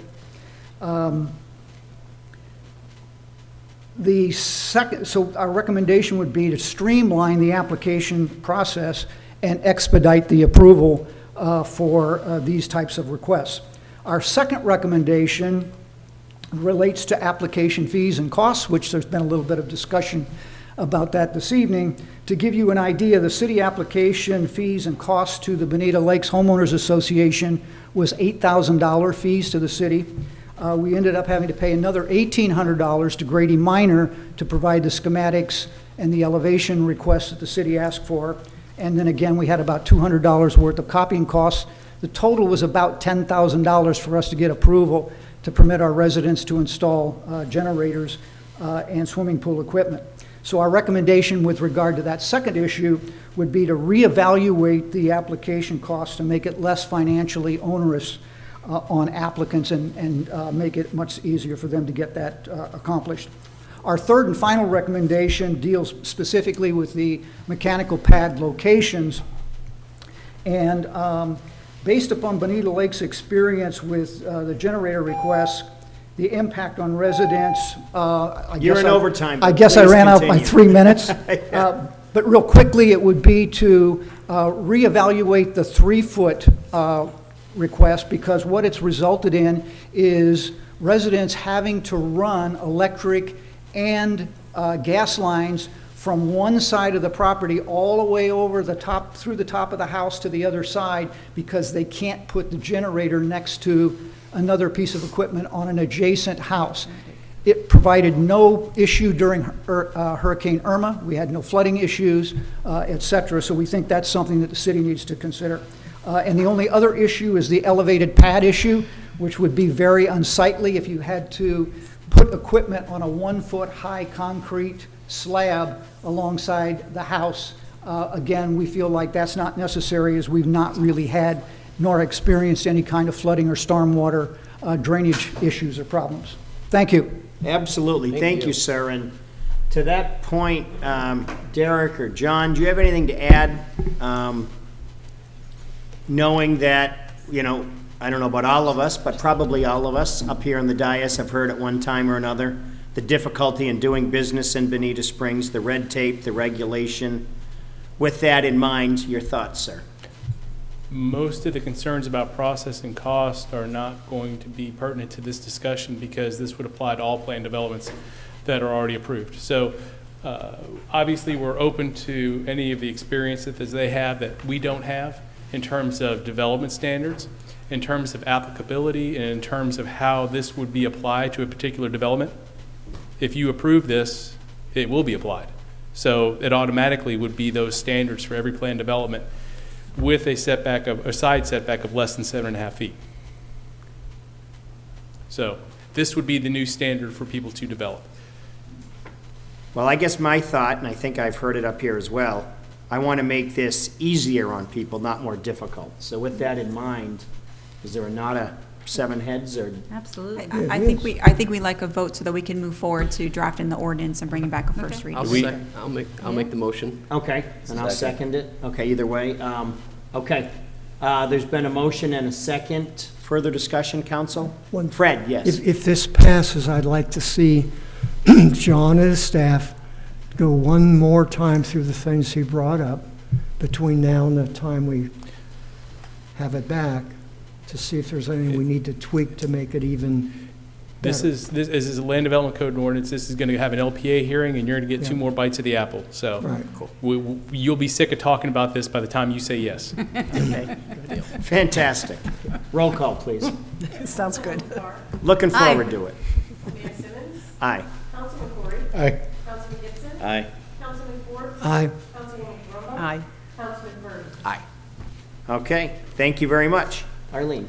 Thank you, Mayor and Council. This is the portion of the agenda we'd like to dedicate to discussion of our upcoming fiscal year budget. As a reminder to everyone, September 9th at 5:05 will be the first hearing. The first item I have is just an informational item. The actual request for you to have an official vote will be at that budget hearing, but is to make you all aware that we did have the loan closing, and that this preparation is just to indicate that in the next coming fiscal year, the payment for that loan will be accounted for within there. And then as such, Ann has also documented previous council changes and the additional changes in blue. If you have any questions, please feel free to get one from myself or Ann, but this will be brought up for final vote in the final version of the budget next meeting.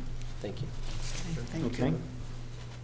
My next item, I'd like Nicole Perino to come forward. We've had a lot of questions on some of the current CIP projects that we're working on, especially in the downtown, and I'd like Nicole to give you an update on where we are with this fiscal year's closure out of those CIPs, so everyone knows the status of where we're going. Great, thank you. Nicole, hello. Hi, I'm back again. Wanted to just give you a couple of updates on, we can start with maintenance first, just so, because I know several of you have gotten some questions in regards to kind of how we do maintenance of facilities, how we basically maintain in terms of soccer fields, the soccer complex, Marnie fields, baseball fields. So we do have to deal with sports fields a little bit differently than just regular common area grass. We are on a weekly schedule, and currently that schedule is on Thursdays. So in terms of weed maintenance or any other sort of issues that we may have with the grass that we have to contract out, we've held that for Thursdays. Every Thursday afternoon, we do close the dog park for a couple of hours because we do have to shut those down, close the gates so that dogs aren't chasing mowers and going after people. So that does happen every Thursday. So that's a schedule we've had posted. It's on our website. That's been since we've opened. It's every Thursday afternoon. And the reason that day was picked, it's the slowest day. So it just worked out better for us. And the afternoons are slower. Thursday afternoon's the slowest. Thursday afternoon's the Good slowest. to know. All right. Now everyone will come. No. So that is when we shut down. That is when our staff do the mowing and maintenance of the inside of the pins. We also have any contractors come in at that time so that we're not closing at different times than we need to. We do the same with the soccer facilities unless we're needing additional weeding or different issues that we may have coming up. This week we did have our contractor come out twice at both the soccer complex and Marnie fields, and that is due to us starting soccer back up. Youth soccer, the Wildcats start tonight, and the Bonita Youth Soccer starts on Saturday. So it was more just getting the fields ready for play. So that's why there was additional maintenance this week on both of those facilities. But the soccer complex is closed until Saturday, so that wasn't difficult. Marnie, we did have to work around some people to do it. But that's basically what we look at. And Thank you, Nicole. Sure. And I was just going to say, because Juan Romero submitted some guidelines or some recommendations. No, but not to. Yeah. Not good. yeah, he submitted a safety plan for start of play. It was on public comment. He has not submitted that to our department for review. Okay. So once he can get us some information for review, we can look at doing an adult agreement. I did work with Carly. We did the youth agreements already. There are COVID provisions in that agreement, as well as their safety plans that they provided and were approved through Derek. So that's incorporated into their agreement. So, and if that is something council would like to move forward with, we would have to draft an agreement and bring that back Yes. to you for approval. Yeah, and so I recommend at that point, you're talking about expanding the adult programs that we talked about today, which were the rec and the community pool to other facilities. So just make sure that that's part of you're authorizing us to look at those other issues. right. Okay. So we can definitely look at that and get back to the adults playing based on. Please, I mean, do you need a motion for that? I or- think we heard that you want us to Yes. bring back an agreement with the adult. It's different than the youth because Mhm. there's a fee associated with the adult, so that agreement is approved by council. Okay, so let's move forward, Yep. please, okay. Yep. Great. We'll work on that. Jesse, go ahead. I'll wait till she finishes. I just wanted to. Oh, well, no, go ahead and ask. Oh, if you're done? questions. Oh, are you done? No. No, I'd like her to continue to discuss the developments of everything that's moving forward, Riverside Park and the Lyles and the schedule for those as well. Okay, great. Yep, what we're also working on in keeping with Marnie Fields, we do have the portable restroom trailer was ordered. There was a lag time on that due to COVID closures of the facilities that make them, but it is being delivered on September 29th, so we're hoping to get that hooked up and ready to go. But that is the portable, where it's like a regular restroom, but it is portable. It is the trailer. We are working with the same company to possibly do the same type of trailer at the dog park. So that's already in the CIP as well, but we are kind of waiting to see how the one goes at Marnie first before we purchase another one. But that should be here shortly. So they will start the season with the regular portalettes that they have there, but they'll have the rest of the season to use the new one. At River Park, I know we've gotten some questions about that area. River Park is slated in the next 2 weeks to have a complete redo of the crushed shell that's in the driveway that goes along the whole park. Yep. There are some potholes there, some large potholes, so we are working to get that taken care of in the next 2 weeks. We also are looking at next year's budget at doing some sort of wayfinding signage, because now that we've added additional boardwalks and things like that, that it would be nice, we would look into having, fishing platform this way, kayak launch this way. So we will look at different additional signage that was not in the TDC grant to build the additions that we had, the fishing pier. And what about a crushed shell pathway to get there? We are going to look at that. That was also not in the TDC grant. What the grant had proposed was that we just use, what was in the plan was just to seed it. That didn't really work out as well as we had all hoped, because we thought it would be grass. So we are getting some costs for next year's budget to look at crushed shell pathway to the new fishing platform, because the others do have crushed shell. Yeah. Yep. So we are looking at that to see what we can get done for next year. Yep. And lastly, in terms of maintenance, I don't know if anyone's been near Kentucky Street, but we did do the exotic removal along the sidewalk, so it has really opened that up. So now we don't have those safety and security issues that we were worried about in the past. So now it is completely visible if you're walking along the sidewalk. So it is open and visible. And moving on to CIP projects, as most of you have probably seen, if you're in downtown, the bandshell doesn't have any grass right now. Mm-hmm. We are completely regrading. So this is a much bigger process than just resod. It is actually completely regrading it as well. So this week you may have noticed there are little flags everywhere. We did have to locate all the irrigation because we're not replacing it. So we are replacing the heads, but we're not replacing the entire irrigation system. We did have a little setback with a well collapse issue. So that is what put about a 2-week lag on getting those locates. So if you saw, a 2-week lag of where there wasn't much progress, that was due to a well issue. Because we really can't locate the heads if we can't turn them on to find them. So that has been resolved. The heads have been located. All the grass has been removed now at this point.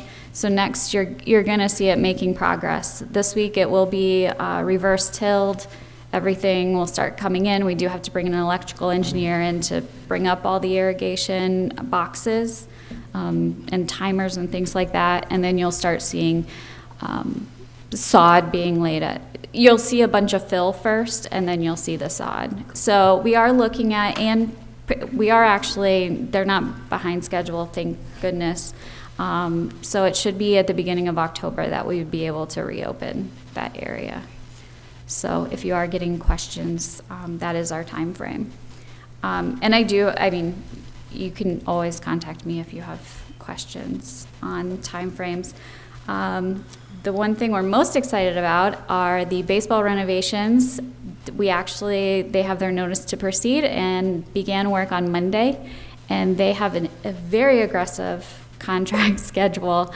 They're moving quickly because they know in the contract that Little League starts at the beginning of February. So they have 120 days to get the project done, and we did work with community development this week to go over all the stipulations on our LDO so that the contractor knows, Waldrop Engineering knows, everyone's at the same speed. Mobilization has occurred, so if you come to the park, the baseball fields are closed because right now you'll see flags everywhere, everything's been located, silt fencing will be going up, dugouts are being removed, so there's a lot of work going on. If you do get questions on why the lights are being on during the day, we are doing photometric testing, so that way they're getting, because they are moving 5 of those light poles. So we have to make sure the lights are all working properly, those will be moved. We have to get a test photometric now so that we can duplicate that when the lights are moved. So yesterday and today they were off, on during the day, but that's what they were doing. So there was a rhyme and a reason to it. And basically that is scheduled to begin this week and finish up at the end of January. And we'll have, I don't know if you got a chance, I know it was later in the afternoon, but I did send you all a link to the 3D graphic video. That is the entire renovation. That's not just phase 1, which we're doing now, but you do get a little snippet of what phase 1 is going to look like. So when you see the drone coming down and it changes into that new walkway, that's phase 1. So you will see that new hardscape, new landscape. So you'll get a snippet of what the entire project will look like in this phase, not only just ADA improvements and stormwater and drainage, which are greatly needed, but you'll get a snippet of what the aesthetic portion of it will look like as well. So that one is really exciting and moving forward quickly. Also, just one last thing on the Lyles Hotel Plaza, that is just a resod. It's not a complete redo like the band shell is. So what they're doing is they are getting a little bit further along on the band shell, and then they're going to start immediately onto the Lyles. So there may be a little bit of crossover in the two, but it will be moving forward right after. So if you have any questions. I was just going to say, and that's due for completion, the park, when? The band shell portion will be at the beginning of October, and then the Lyles will, it'll take about a month to 6 weeks. So another month. It's been a month or 6 weeks, and we got another month or 6 weeks Correct. before it's done. Yep. Okay. All right. Jesse. Yeah, I want to say that, look, between handling our 22 parks and 800-plus buildings, you do a really good job. Thank you. I know that we have a Phase 2 coming up. I was looking at the Parks and Rec budget, and maybe this is better for the budget meeting, but essentially I would like to float out to you all as council, putting a placeholder for $500,000 in the 5+ year part of the budget, which doesn't in any way affect the budget for this year or next, but at least it gives us an idea that we have a bunch of stuff we're going to want to work on. It gives us a placeholder, and then things like Phase 2 and all of the other stuff we want to do, at least we kind of have an idea directionally what we might want to do. So procedurally, I don't know if this is the time or place, or if you guys want to talk about it, anybody, but just forward thinking, they're going to need that Phase 2 and other things. The 500,000, it can go up or down, but being in that part of the budget, it doesn't affect anything for our current year or next year. But I think it's a good idea to put something in there. I think what you're referring to is year 6, which Yes, doesn't 6. which 5+. doesn't affect Yep. the financial stability of the city or the analysis that Ann needs to do for balancing. We could bring that back as a draft, and then that could be looked at during your final vote during the budget meeting. Does anyone have any thoughts, issues with that? Okay. Sounds fine to me. I just have a question because I was going to talk about this, about the Veterans Committee. We're talking about a September 11th function. where they were going to get lights that are shining, they're going to put it by the fire station where we have this, the 9/11 memorial.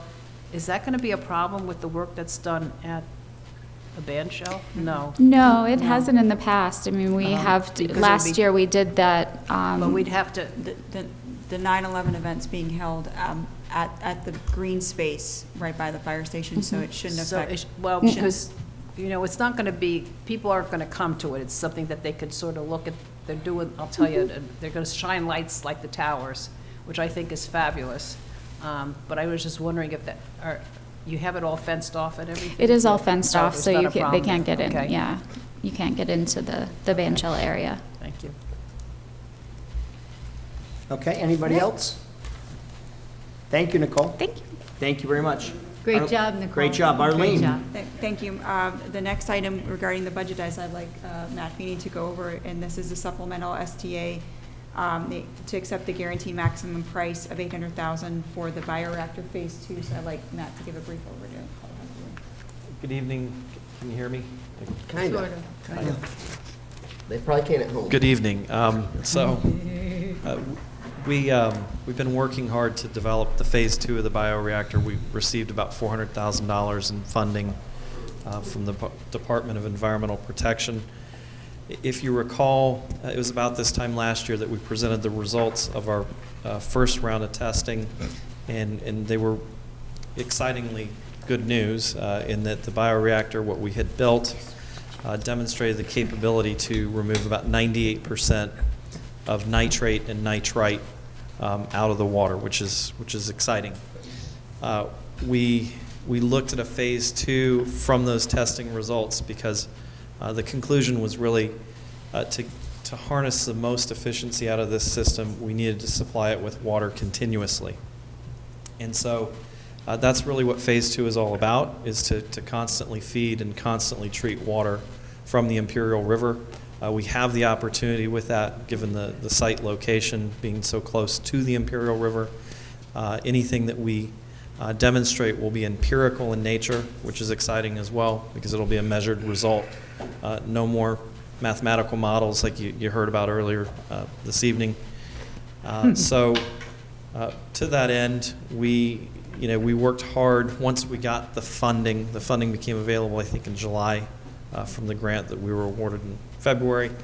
We worked hard to figure out the best way to deliver this project, because it is kind of on the cutting edge for stormwater treatment, and we'd like to incorporate the best technologies in the most efficient manner. So we really think the best way to do that is through the continuing services agreement for construction manager at risk.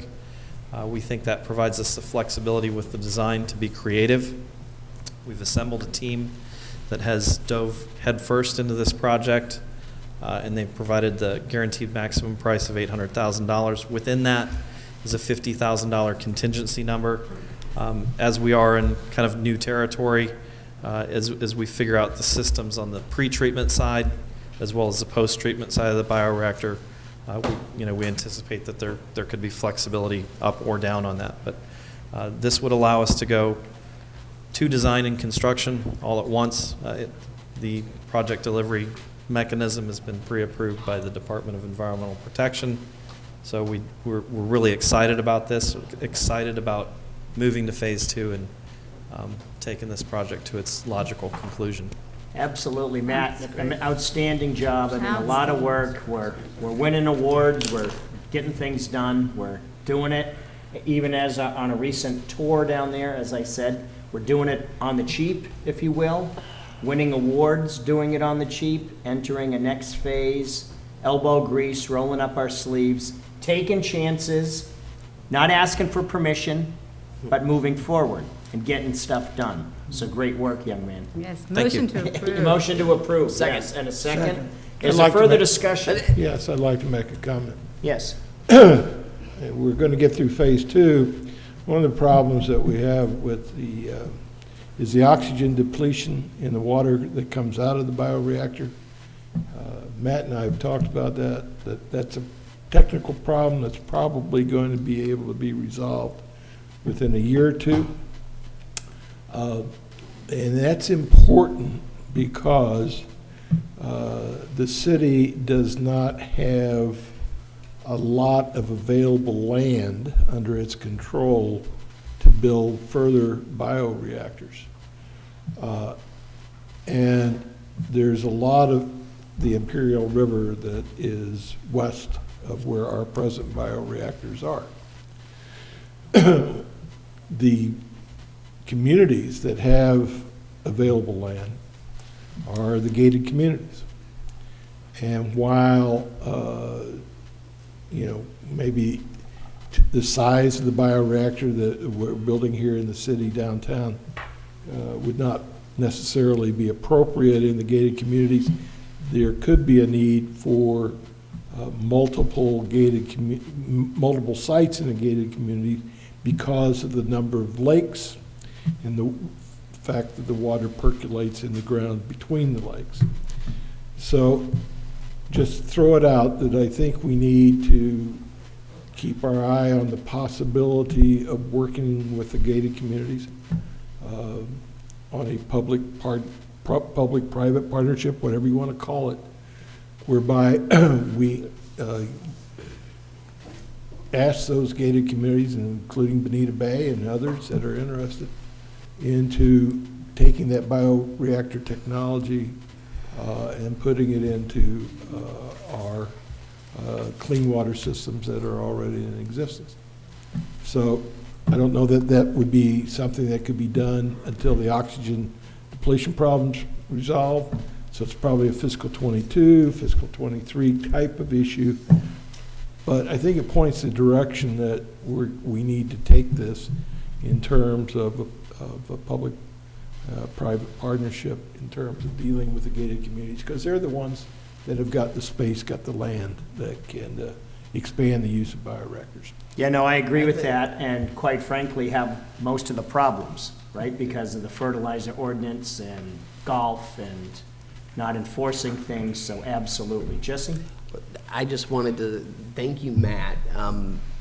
The tour that transpired earlier this week, and I really wanted to have, more of you all here, but I knew we had to vote on phase 2. But Matt did such a great job in advancing the ideas of green infrastructure on a regional basis because, he was able to we had South Florida Water Management District there.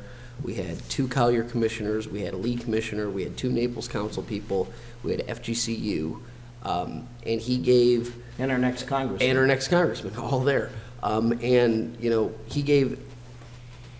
when you get guys like Bill McDaniel who are sitting here like in awe, that doesn't happen very often, So they really, really were not only receptive to it, but on the tour, I heard a number of conversations that lead me to believe that there are places within Southwest Florida that are going to use this technology. And that's the whole purpose of this kind of thing. So, Matt, you did a great job. We wouldn't have done it without you. I'm looking forward to phase 2. And we can't lose you, so nobody can steal you away. I'm looking forward to phase 2. No matter how famous you become. But, Don't destroy your negotiating power at this point. I'm just saying. So we weren't talking about you, Rooney. So, hey, you did a great job. Really, the whole thing, the idea is to, get the attention of other people regionally who are going to advance this type of green infrastructure. And as I meet with developers, I tell them they need to check out the Phelps bioreactor because cities will like that kind of stuff. So you just did a really good job, and you talked to such a wide group of people.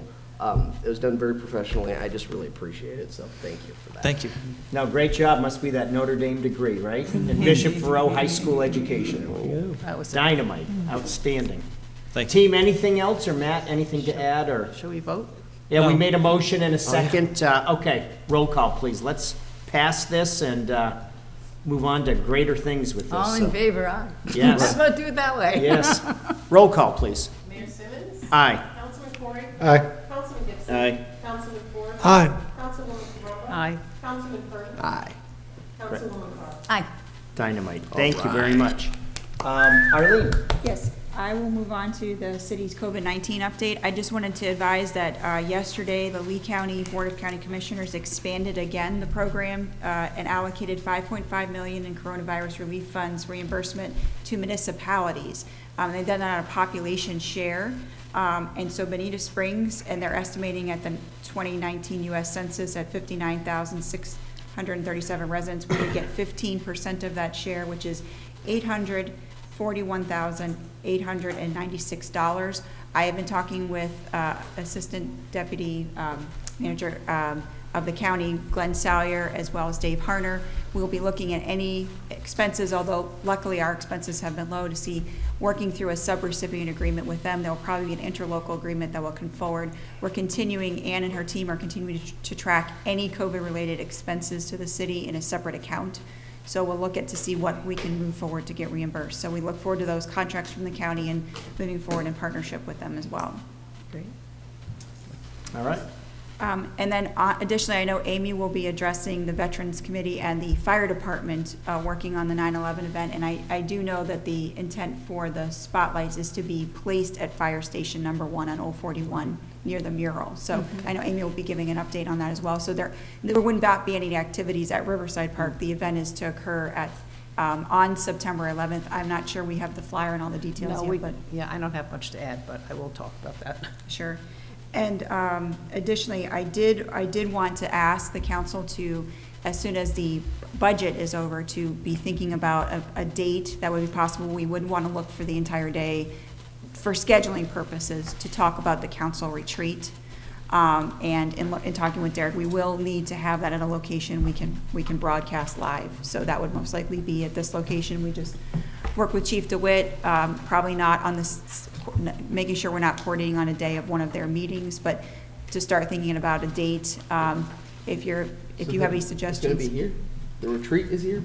It doesn't have to be live, but it has to be recorded. I was like, we're going to have a retreat and we can't drink and we're here and it's live. Is it a meeting or is it a retreat? Is it a meeting? Well, Can we do it someplace? it's more of a workshop, because you're obviously going to be talking about stuff that. Could we think if we could find a location where we, because all we have to do is record, right? Or do we have Just have to take minutes. Well, let us work on we have to coordinate with Laura's team to How find many out. We people have to would be able have to to come? record it so that it could be. I love Chief DeWitt, but this is no retreat. Is how many people would be involved in the retreat? We have to accommodate as many of the public that wish to attend For our retreat? for your retreat. It's just like, it's a public meeting, just like anything else. We need to use another word. Yeah, this is not a retreat. That's not a retreat. Workshop. Aww. I've seen some creative options in the past. Well, Discuss what them. are they? Maybe we could talk about those. Let's flush those out. No. It's a big boat. Let's work. Let's work on a date first, and then we'll come back with some suggestions on what we can accommodate with IT. Feeney, I want your ideas on a retreat as well, okay? Yeah. Out in international like waters. From an Irishman's point Let's of go to view, boat. okay? It'll be about 40 miles out. Are the bars open in phase 1? Okay, I'm sorry. Well, if not to see, we just wanted to make sure we wanted to start getting something scheduled after our last budget meeting. So actually, Debbie will help us. We'll start to do some outreach to And kind of that's look at next calendars. Wednesday at 5:05? 5:05. And then do we have a meeting after or no? Yes, no. Okay, We only so have it's the the following budget. meeting, The okay. following meeting, the following Wednesday, we moved our day meeting to the evening at 5:30. You will have a 5:05 budget Again. hearing, and then you'll move into your regular council meeting. So we'd like to do it after that, so we can complete the budget, Is the budget do process. you anticipate any zoning matters at that particular meeting? On the 16th. Yes. Just a sec. I didn't ask her. I mean, it would be preferable if we didn't have to, just because, I mean, well, I guess it depends what's on the council meeting. You can make the agenda a little bit later, but you don't want to front end it with zoning that's going to take 6 hours and then have a meeting that we run through.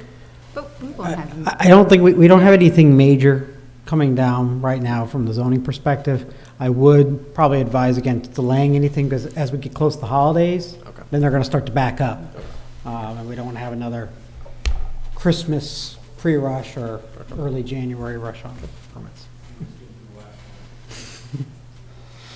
Okay, cool. Arlene? My only last item is just that our thoughts and prayers as staff is with Meg and her family and Lieutenant Wise and his family, and that, talking earlier today with Chief DeWitt, we are all one family together, so. Yeah, great, thank you. Okay, thank you, Arlene. Mayor and council members report. Why don't we start with you, Fred? Yeah, I'm very saddened to hear that Bob Gillette is resigned from the Veterans Committee.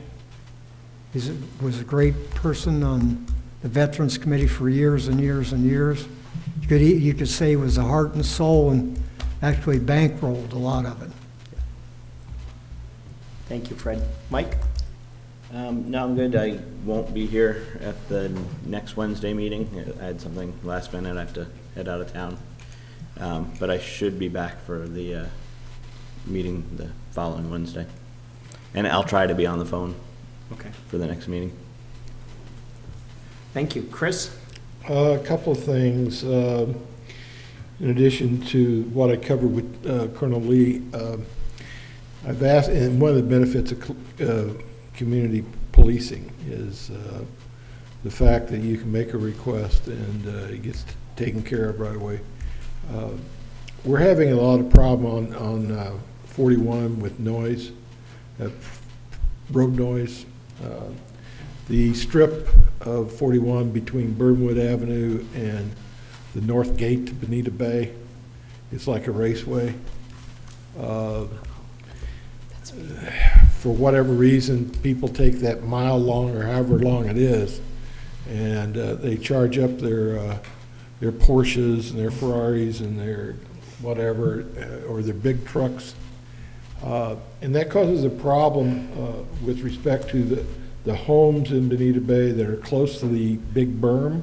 That sound's bouncing off across the street, and it creates a problem for those people. It's diminishing home values. And it's also disturbing a lot of bald eagle nesting practices along Spring Creek. So he's going to do a 10-day test of the speeds, try to get an idea of, everybody's going over the speed limit, but how far over the speed limit are they going? And I've also asked him to take a look at the speed on Elementary, which runs from Cedar Creek entrance north past the elementary school. It's used by a lot of people as a cut through to avoid the light at Burnwood. The problem is that they speed along Elementary. There's no sidewalks, and there's a number of kids that live in Cedar Creek that walk up to the school. So I was thinking about that when the mention was made earlier about the development out on Bonita Beach Road, that there's concerns with the speed out there, and I'm sure Colonel Lee would be happy to try to assist and try to gauge what kind of speeds are being hit out there, and then maybe we could figure out something to do about it. But I just want to report that I had that conversation. And second, we've been for some time tracking phosphorus levels in recycled water out of Bonita Springs Utilities, and it fluctuates all over the place. And we didn't have a real good reason as to why it was happening. Sometimes it would be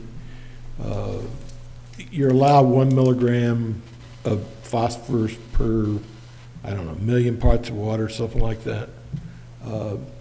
Sometimes it would be 0.35, sometimes it would be 4.5. And what Matt suggested was that the reason that occurs is that Bonita Springs Utilities doesn't get, certain months of the year, doesn't get enough wastewater. So what they do is they dilute it with groundwater, and they send it over to RCS, and then RCS distributes the recycled water, which is being used irrigation systems, golf courses, common areas of gated communities all over the city. And it creates a problem when that concentration is too high.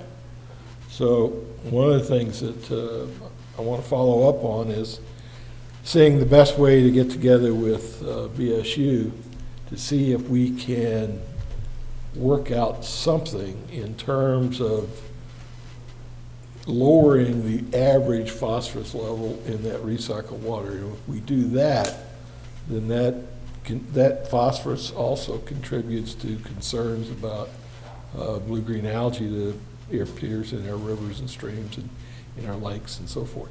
So so it's not only a nitrogen issue, which is what Matt's addressing, but it seems like if we went to the source and worked out with them some way to reduce the amount of phosphorus in their water that they're sending out to RCS, that would be good as well. So just to report on that. Thank you. Laura? Well, to wear a mask or not to wear a mask. But this is really serious because despite Bonita and Lee County not having mandatory mask requirements, most businesses are requiring people to wear masks to enter. And experts argue they work, they cut down the transmission of the virus. Other experts say they don't work, they can cause more harm than good. And the business folks think if I make everybody wear a mask, people will feel safe and they'll come out. It's not working.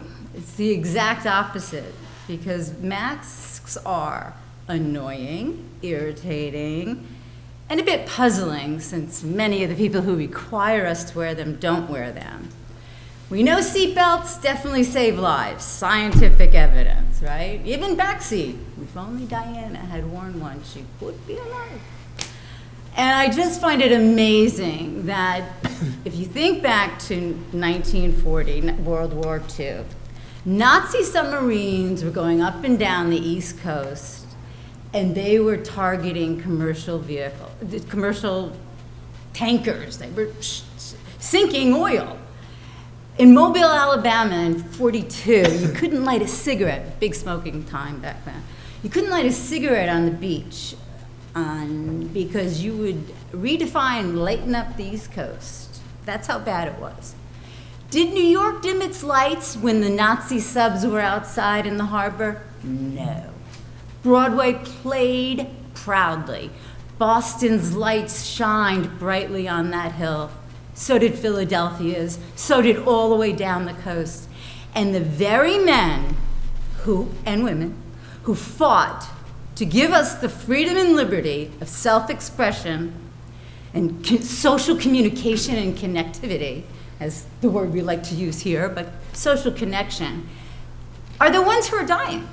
80% of the folks who died are in those nursing homes, and many of them are they were World War II vets. I've corresponded with a couple and asked if they would want us wearing masks. Hell no, why do you think we climbed that cliff? And so I just want folks to just think about it. Don't wear a mask and see how it goes. We are changing the social fabric of our society in a way that is so detrimental, and before it becomes permanent, let's stop. This, again, the governor's report, see that little tiny bar there? I had to take out a magnifying glass. It's 0. On August 31st, no deaths, this is the deaths in Florida. It's going away, okay? The second wave wasn't even as bad as it thought. It is less and less contagious. So herd, what is it? Immunity. Herd mentality. Immunity. No, immunity. I think it's mentality. I wish there was herd mentality on not wearing masks, but immunity. So anyway, there I go again. Thank you. Thank you. Jesse? No, great. I don't have anything Amy. as exciting as that, but first I want to give a shout out to the teachers and the students, because I know that a lot of teachers were uneasy about returning to school, but the report from Lee County is that, you know, the vast majority of teachers went into the classroom and they seem to be comfortable with the things that are in place to serve their students. And I know that a lot of families were concerned about sending their kids to school, but again, the vast majority of the parents chose to have their children go in person with precautions. And again, I know it's a hard decision on all those people's parts, and I appreciate the effort that was made.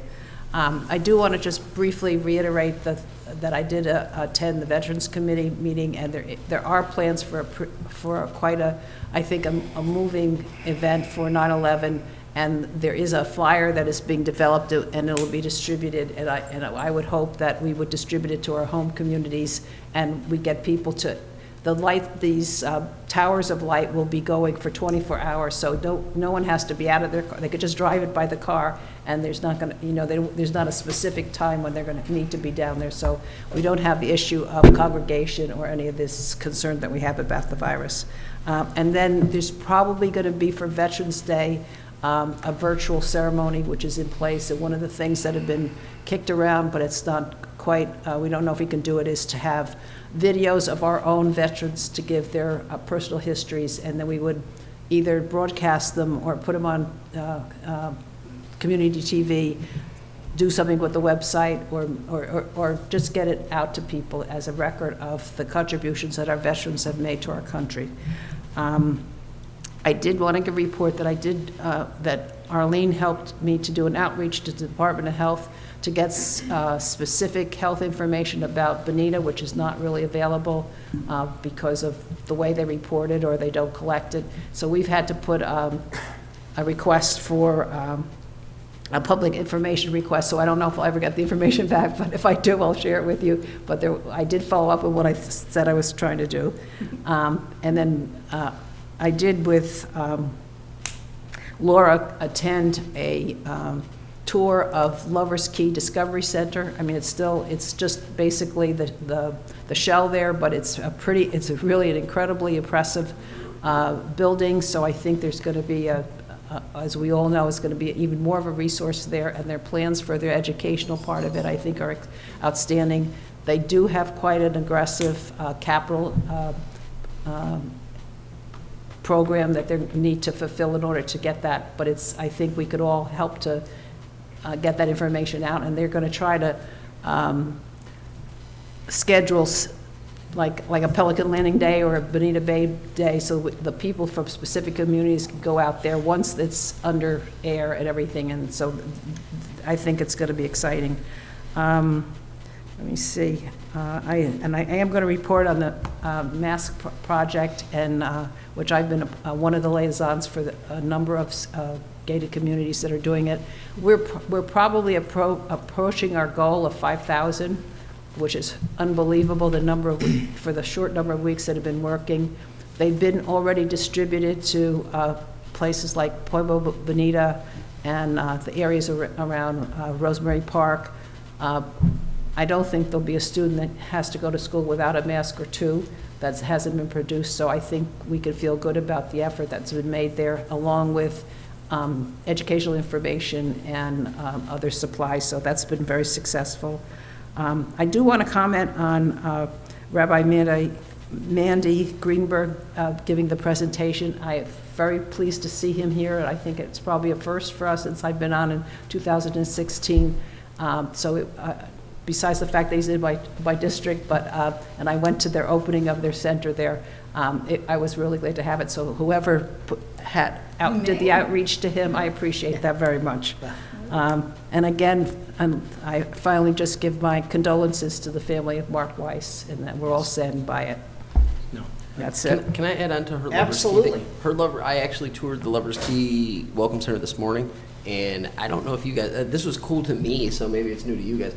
Do you know it's the #2 state park in the whole state of Florida in regards to people going to see it? Lover's Key. Which, yeah, and it's also. I thought it was the number one. There's one in Tampa that's Oh. like inside like a city, so Oh, like okay. they'll never beat it. But it's #2 in the whole state, and additionally, they're a donor park. They're giving $1 million to the park system a year, and that's right here in Bonita Springs. So, I mean, I was excited about it. I never realized how popular statewide. Just continuing in, we're a donor community, so we might Right. as well let There we go. donor That's- mark. there we go. Yeah, when they mentioned that, I said, well, you're in Bonita Springs, that's what, I said, is that why you call it Fort Myers Beach? Right.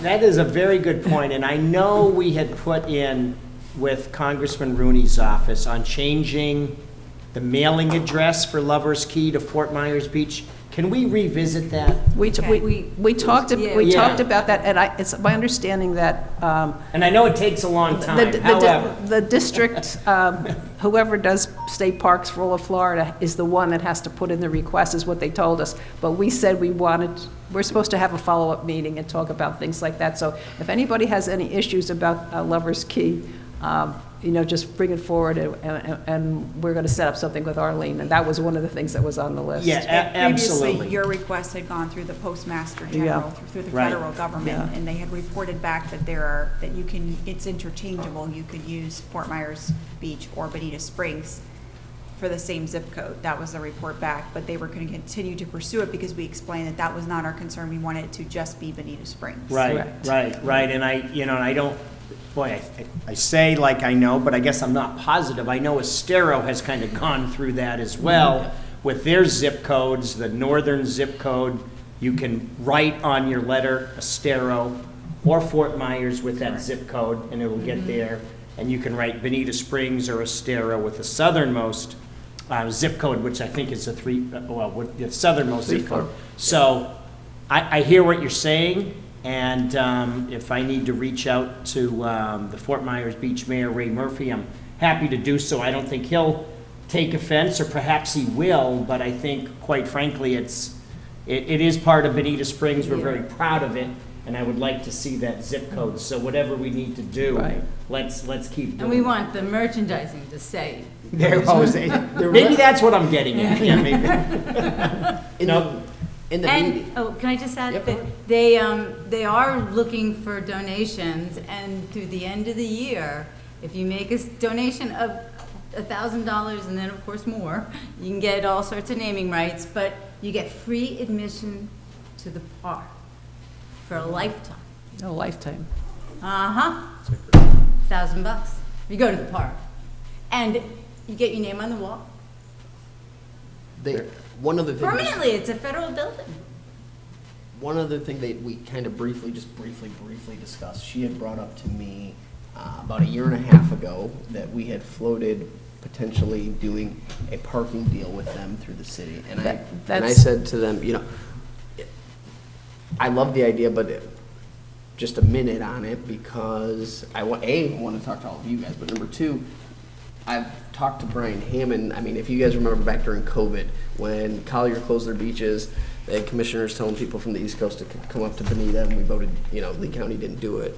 I had discussed with Brian Hammond and Sandelli at that time, both commissioners, about revisiting the potential of a Lee County parking pass to give preferential treatment to people who actually lived here, like we used to have 10 years ago. We have since gotten rid of it, but bottom line, there is some level of discussion on that. So the Lover's Key people, I said, I think the city might be open to talking about it, but let's see what happens with the county first, because we've already had those discussions. And it died for a reason. Last time she couldn't remember what the reason was. But I don't think it's not Lee County, it's because it's a state park. That's the problem with. She thinks we could do a city, she thinks because it's in the city of Bonita, that we could do a deal where people could, if you lived in Bonita and showed a Bonita address, that you could get preferential and free parking within Lover's Key, is what she thought. No, Well, we had conversations with the director of the state of Florida Parks, and it would require an agreement with them and an understanding of a subsidiary of a fee. There was also discussion that what would be a contribution financially from the city to supplement any loss. Yeah. In there, and also another concern was the Friends of Lovers Key offer a program where you can pay an annual fee and then you get parking privileges. And we didn't want to compete with, there was a lot of discussion of how we're, with Mark Generalis, and how we would work so we're not competing with the fundraising opportunities that the Friends have too. So there was, It's complicated. it did require it to go back to coordinate with the state director of She parks. said, and she's somebody new, she's awesome, but she said that she remembers the conversation and she remembers clearly that it stalled. I think she wasn't exactly 100% on how it stalled. It might have been before her arrival. But anyways, just, I wanted you to know that the discussion was at least It's a touched. three-part because it will need to include the Friends of Lovers Key for their comment and concern. It does require approval from, at the state level, which was Eric Draper at the time, I believe, the director of parks. But all these things are open for discussion, and, you know, once, we want a closer relationship with them, so that, I think a lot of people don't even know that's in Bonita Springs. And they don't even list it in their mind as an asset, which it should be. So I think there's a lot of work that could be done gradually, you know. Okay, great. I have a few items here. First, we've talked about it a few times, but Bob Gillette, my thoughts and prayers go out with you, my friend, up in Michigan. I met Bob in 20 years ago. I met him in 2000 up in Michigan. I've known him a long, long time. He's a pillar of this community. He's a pillar of several communities up in Michigan. And I look forward to speaking with him soon, and my thoughts and prayers are with he and his family. He's like extended family to me, honestly. There's such a nice relationship there, and has been for a number of years. He's so, so generous with everything that he does. I want to give a shout out to Tom Hecker, who's recently departed the Everglades Wonder Gardens. That was in great disrepair and great disorganization. The city stepped in, as we know. I've heard a lot of conflicting reports, if you will, regarding his departure. So with that in mind, and with the fact that we own the Wonder Gardens and it's everybody's tax dollars, the Bonita Springs tax dollars that fund that operation, I'd like to make a request here that we have the Wonder Gardens come forward and give us an update, give us a report. I continue to hear that we need to keep a closer eye on what's going on over there. Great things are going on over there, but I've heard enough that I would like to get a report and an update on them as soon as we can, please. So if we could get that scheduled. And congratulations, and I just want to say, Tom, you did a great job. You did an amazing job over there.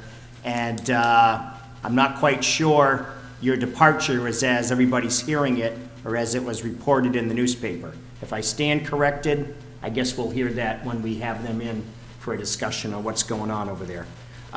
Florida Gulf Coast University, congratulations. We're looking forward to being your partners here in Bonita Springs for this riverkeeper position. It's only taken us 2 years, but I guarantee the next 2, as this agreement states, are going to be phenomenal and hopefully forever moving forward. We had a discussion with the Florida League of Mayors. Normally we get together this time of year in person, but we had quite an extended Zoom call. Kevin Ruane, the mayor of Sanibel, was just the outgoing president of the Florida League of Mayors, and the new incoming president of the Florida League of Mayors is Terrell Hill. He was a star quarterback at Howard University in the 90s, which was the time when I was in Washington, D.C. and in college. And they had an undefeated team, and he just is quite an athlete. And he's an attorney, an African-American gentleman that lives in Palatka. He and I have shared. I drove up to Palatka. He invited me up in March, literally, the first week of March, right before the pandemic hit. And he and I have been back and forth on diversity, on race, and going back to when we started our outreach committee and how words matter to people.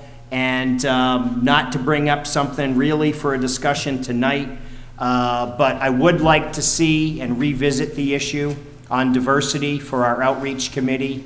I was, and rightfully so, when I said that all lives matter and words matter. Black Lives Matter. So words are very, very sensitive and very, very important to people, and I just want to keep that in mind as we move forward. And I like your comments, Laura, on the masks. Thank you very much. There was a lot of bloodshed for freedom, and I'll even go a step further to say, I'll be very interested to see just before Thanksgiving, and maybe right after the election, how the narrative changes nationally on our masks and on our reporting of COVID-19. I'm not being brazen, I'm not being, careless or carefree. Everybody deserves, if I see Rick has a mask, that's Rick's choice, okay? And I respect that right and I respect that choice. I don't have one, and I also want that choice. And the news media has run a million miles with this. They've sensationalized a lot of things that is not needed. I want people to be safe. I want people to wear masks that want to wear them, but I want people that want to have individual responsibility to be able to make their own choices. So thank you for bringing that up. And lastly, the bioreactor. Fantastic. Well, wait, before you go on, that's such good news. I also, from the governor's report, between March and June, 8.8 million people traveled to Florida. The same time last year, 24 million people. Yeah. But now good news. Now, good news on the bioreactor, and I do want to give a shout out actually to Byron Donalds. He is a state representative from Naples, and we really did make history here in Southwest Florida. We've been told a lot of things, we've been accused of a lot of things, but moving forward, we're going to knock on wood. We're going to have the only African-American Republican in the United States Congress, and there's been some retirements, and a U.S. Senator Scott from South Carolina. So congratulations. No, not senator, but a congressman from Texas. So, and all the Mayor Henderson, who also was part of that call, and Mayor Ruane and Ribble and Coviello on our Florida League. There are a lot of talented people that step up to the plate. You saw how divisive it got, and I just want to congratulate Byron Donalds, and everybody in that race that ran. There's a lot of people that sit on the sidelines and throw hand grenades, but wouldn't dare put their name on a ballot. So I just very much applaud everything for everybody that stepped forward, and looking forward to working closely with the next congressman. So thank you. Those are my thoughts. And we are looking now to approve the minutes of August 5th and August 19th. So moved in a second. Is there further discussion? Roll call, please. Councilman Corey? Aye. Councilman Gibson? Aye. Councilman Ford? Aye. Councilwoman Carmel? Aye. Councilman Byrd? Aye. Councilwoman Carr? Aye. Mayor Simmons? Aye. Okay, public comment. Rick, or anybody from the public that's here? Give us a break. You asked for that presentation. I have to. Yeah, this mask is not for me, this is for you, out of respect for other people. Supposed to. I don't care to wear it, because the guy who's wearing this has a bad breath. I tell you, it's horrible. Thank you very much for being what you are. Thanks, Rick. Anybody else from the public? One quick comment. Sure. I want to thank the Lee County Sheriff. I feel safe in this town, and this officer over here will spread the word for us. It's the safest place I've ever been. Thank you. Yeah. No, and I just wanted to, actually, one more thing I might add. I want to congratulate State Representative Dane Eagle, who was today named the head of the Economic Commission for the state of Florida. So congratulations for him. Southwest Florida has another champion, and he's going to do great things, and has certainly served our community well. No more public comment. Motion to adjourn? Yes. We are adjourned. Thanks, everybody.